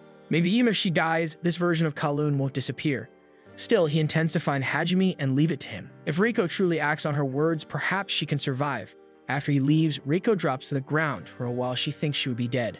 Meanwhile, Miyuki walks deeper into the familiar streets of Kowloon. A particular alley catches his eye, one he used to walk through with his mother. He follows it, and there it is, Dr. Wong's old clinic. But when he opens the door, it's empty. As he steps back onto the street, Tao arrives, spotting him just in time. At that moment, Miyuki admits the truth. He was born in Kowloon. Tao nods. Somehow, it all makes sense now. But something still feels off. This version of Kowloon doesn't seem like the original. Tao then shares what he knows. It's Hajime's Kowloon, built from his memories. The eye drops produced 3 years ago were recently sold here again. Miyuki looks up at the sky as he shares his story. He was just a child when he was adopted by the Hebinuma family, under the promise that his ill mother would be cured. But that promise was never kept, and she died in the end. Revenge was once his goal, but ever since entering Kowloon eventually faded. Now, in his father's eyes, he is his biological son, which Miyuki finds deeply unfair, having lost so much in the process. For a moment, he admits that he wishes he considered Tao's advice from long ago. Tao sighs, then promises Miyuki that no matter what happens, he will always be by his side. If Miyuki wants to run away, we'll take him far away. With that, Miyuki turns toward him, and for the first time, he takes Tao's hand, accepting the offer. Unbeknownst to them, Yulong watches from a distance, silently observing. Meanwhile, Reiko walks alone through the alleys of Kowloon. She reflects deeply. This world is built from Hajime's memories, yet she alone seems not to be replicated. She wonders what is Hajime's plan for all of this. Finally, Reiko spots Hajime sitting alone on a bench, sweat soaking through his shirt. She approaches him. He says he's there to check on an apartment that reported a leak. But Reiko doesn't waste time. She asks if he plans to stay in this Kowloon forever. He says yes, so Reiko pulls out the pills she bought earlier, still unable to understand his choice. With this, Hajime rises from his seat. He reflects on how the past summers were never like this, how she used to be nothing more than a trace of the real Reiko, yet somehow became something more. He admits he's confused at first, but eventually gives in. This Kowloon, he says, has no beginning or end, just a loop of endless summers. But when she appears, it feels like something is starting and ending. That thought troubles him, but then again, he's always been troubled. Suddenly, the ground shakes. Reiko loses her balance and falls to her knees. But Hajime stays standing, watching everything calmly. Around them, people in Kowloon begin to vanish one by one. The ground in Kowloon shakes as buildings and structures crumble to the ground. Miyuki and Tao are about to escape the chaos when Miyuki suddenly sees his younger self running through the streets with Yulong. At the same time, an old man standing in front of an abandoned store sees a vision of his wife inside. But it quickly fades and the store is empty again, tears falling from his eyes. Tao wonders why the city is copying people's memories. Above them, the generic terrace starts to spark and flicker. Even Miyuki's mother appears in this version of Kowloon. Fearing that things might get worse, Tao tells Miyuki that they must leave now. Meanwhile, Reiko watches everything from a distance. Hajime stands still, unfazed by the collapsing city in front of him.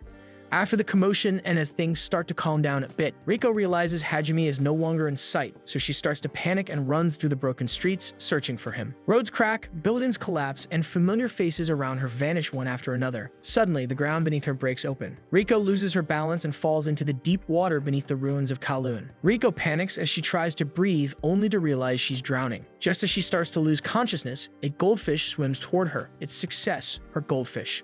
Slowly, Reiko opens her eyes and recognizes the familiar creature in front of her. Success gently touches her cheek and a golden glow surrounds her. Suddenly, she can breathe and move freely underwater. With new strength, Reiko starts looking for Hajime.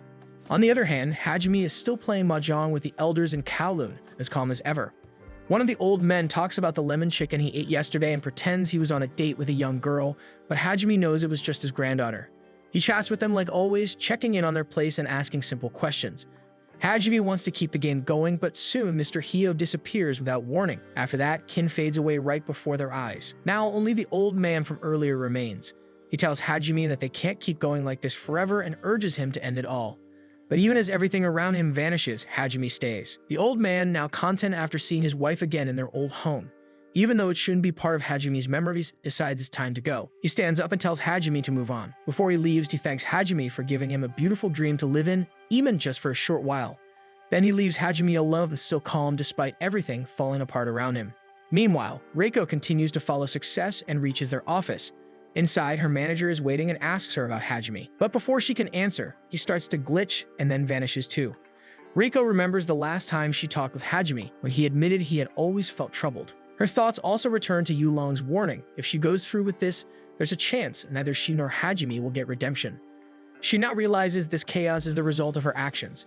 If nothing changes, everyone in Kowloon, including herself, might disappear completely. Reiko watches as her office and manager disappear, then keeps walking with Success by her side, until Success can no longer continue with her. Reiko wonders aloud if maybe Success has found her absolute self too. She says it as a joke, but Success replies that it's because Reiko gave her a name. Hearing this, Reiko looks back, but Success is no longer there. Now alone, Reiko climbs the stairs toward where Hajime is. At the top, she sees a closed door with words written on it, "Don't open it." But without hesitation, she opens the door and steps inside. Inside, she finds the generic Terra acting like a projector. It's casting an image onto a large screen. Reiko quietly takes a seat and watches. To her surprise, the screen shows the date, August 30th. On the screen, Hajime was talking with the real Reiko. They were discussing the future of Kowloon. She said she loved that summer. It was her ideal one. She explained that she wanted to live an ordinary life, one with no clear beginning or end. Walking through the streets of Kowloon, Hajime wondered where all the shops would go after the demolition. But Reiko only smiled and said this was her ideal summer. She loved how ordinary everything felt. Out of nowhere, Hajime suddenly asked her to marry him. It seems strange, but on an ordinary day at the end of August, Hajime proposed. Reiko just laughed. She said that because he proposed this day, it had now become special. But Hajime insists, saying he thought about how he should have asked Tao for help with a surprise. He didn't even have a ring or go down on one knee, so it was as plain as it could be. Reiko didn't give him an answer right away. Instead, she told him to wait until tomorrow, the last day of August. That night, they went to the Goldfish Tea House where Tao laughed when he heard about the proposal. To remember the moment, Tao took out his camera and snapped a picture of them together. The next day was the last day of August, the 31st. Hajime prepared to visit Reiko's apartment, but she didn't answer the door. After waiting for a while, he decided to use his spare key to enter. Inside, he looked around but couldn't find her at first. Then he saw her on the veranda sitting lifeless. Not long after her death, the demolition of Old Kowloon began. He watched everything fall apart with his own eyes, but all he could do was stand there and stare at the ruins. 1 year later, Hajime returned to the site. He walked through the rubble and made his way back to what was once Reiko's apartment. There, lying untouched among the wreckage, were her glasses. He picked them up gently, filled with regret, and blamed himself for what had happened to her. Just as Hajime was breaking down in tears, the generic terrace seemed to react. Slowly, the ruined Kowloon began to restore itself, returning to how it used to be. Hajime stood in shock as he saw Reiko sleeping peacefully in her bed. Inside the apartment, everything was back in place, just like before. Still overwhelmed, Hajime gently left Reiko's glasses on the table and stepped out. That day felt like he had returned to his old life.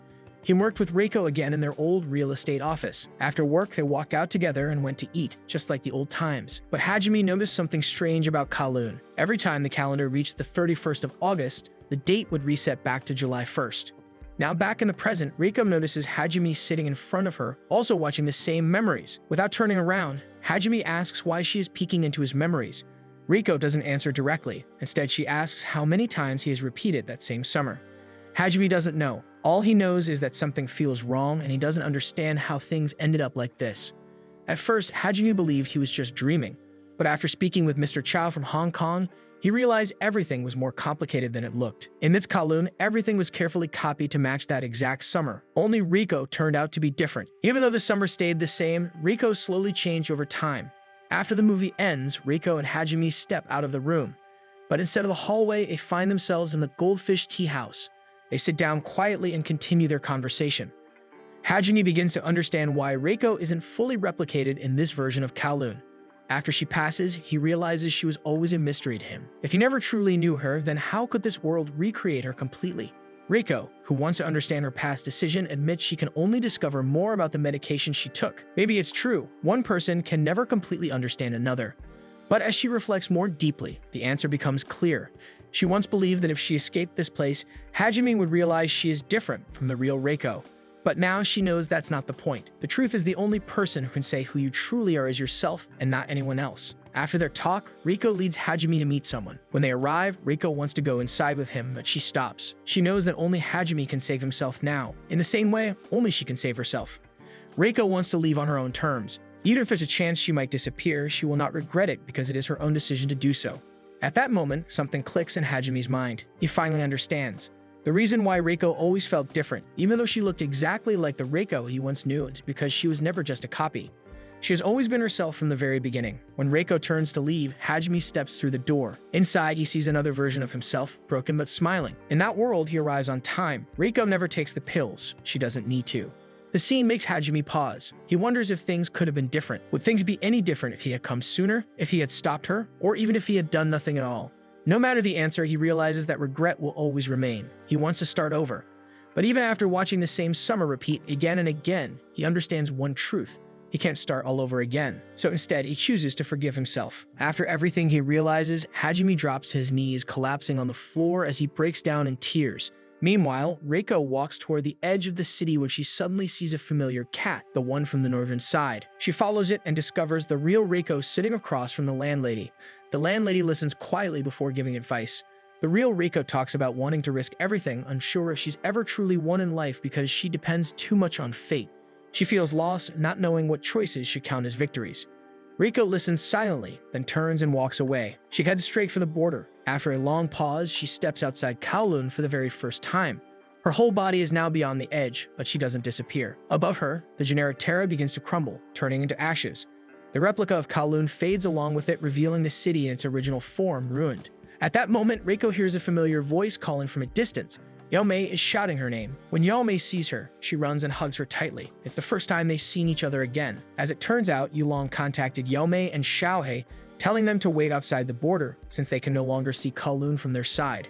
Reiko asked about Yaomei's mom, but the zirconia earring she's wearing already tells an answer. For a moment, Yaomei worries about Hajime, since Kowloon has returned to ruins and summer is now over. But then something else catches their attention. Success is outside in her tank, struggling without water. They rush over to save her just in time. From a distance, Tao and Miyuki witness the scene and Yulong silently watches it all unfold as well. 2 years later, Reiko wakes up in her new apartment. Success swims peacefully in her bowl by the window. 2 years have passed since Reiko left Kowloon, and she now has a completely different life. She now works at the front desk of a travel agency, helping people plan their trips abroad. At night, Reiko walks through the streets of a new city. She and Yaomei plan to meet at a restaurant, but Yaomei is running late, so Reiko goes straight to the restaurant alone to wait. The news plays nearby, reporting that the Gene Terra is still missing after 2 years. The Hebinuma group has officially dissolved, and Miyuki hasn't appeared in public since. While waiting, Reiko opens a book to read. Suddenly, Hajime appears in front of her. It's been 2 years since they last saw each other. Hajime looks like he wants to say something, but before he can, their order arrives. He grabs a piece of chicken and Reiko quickly scolds him. It's supposed to be for Yaomei. Still, the two of them begin to bicker, just like they used to. Their teasing fills the air as the night grows darker and the city lights shine quietly around them.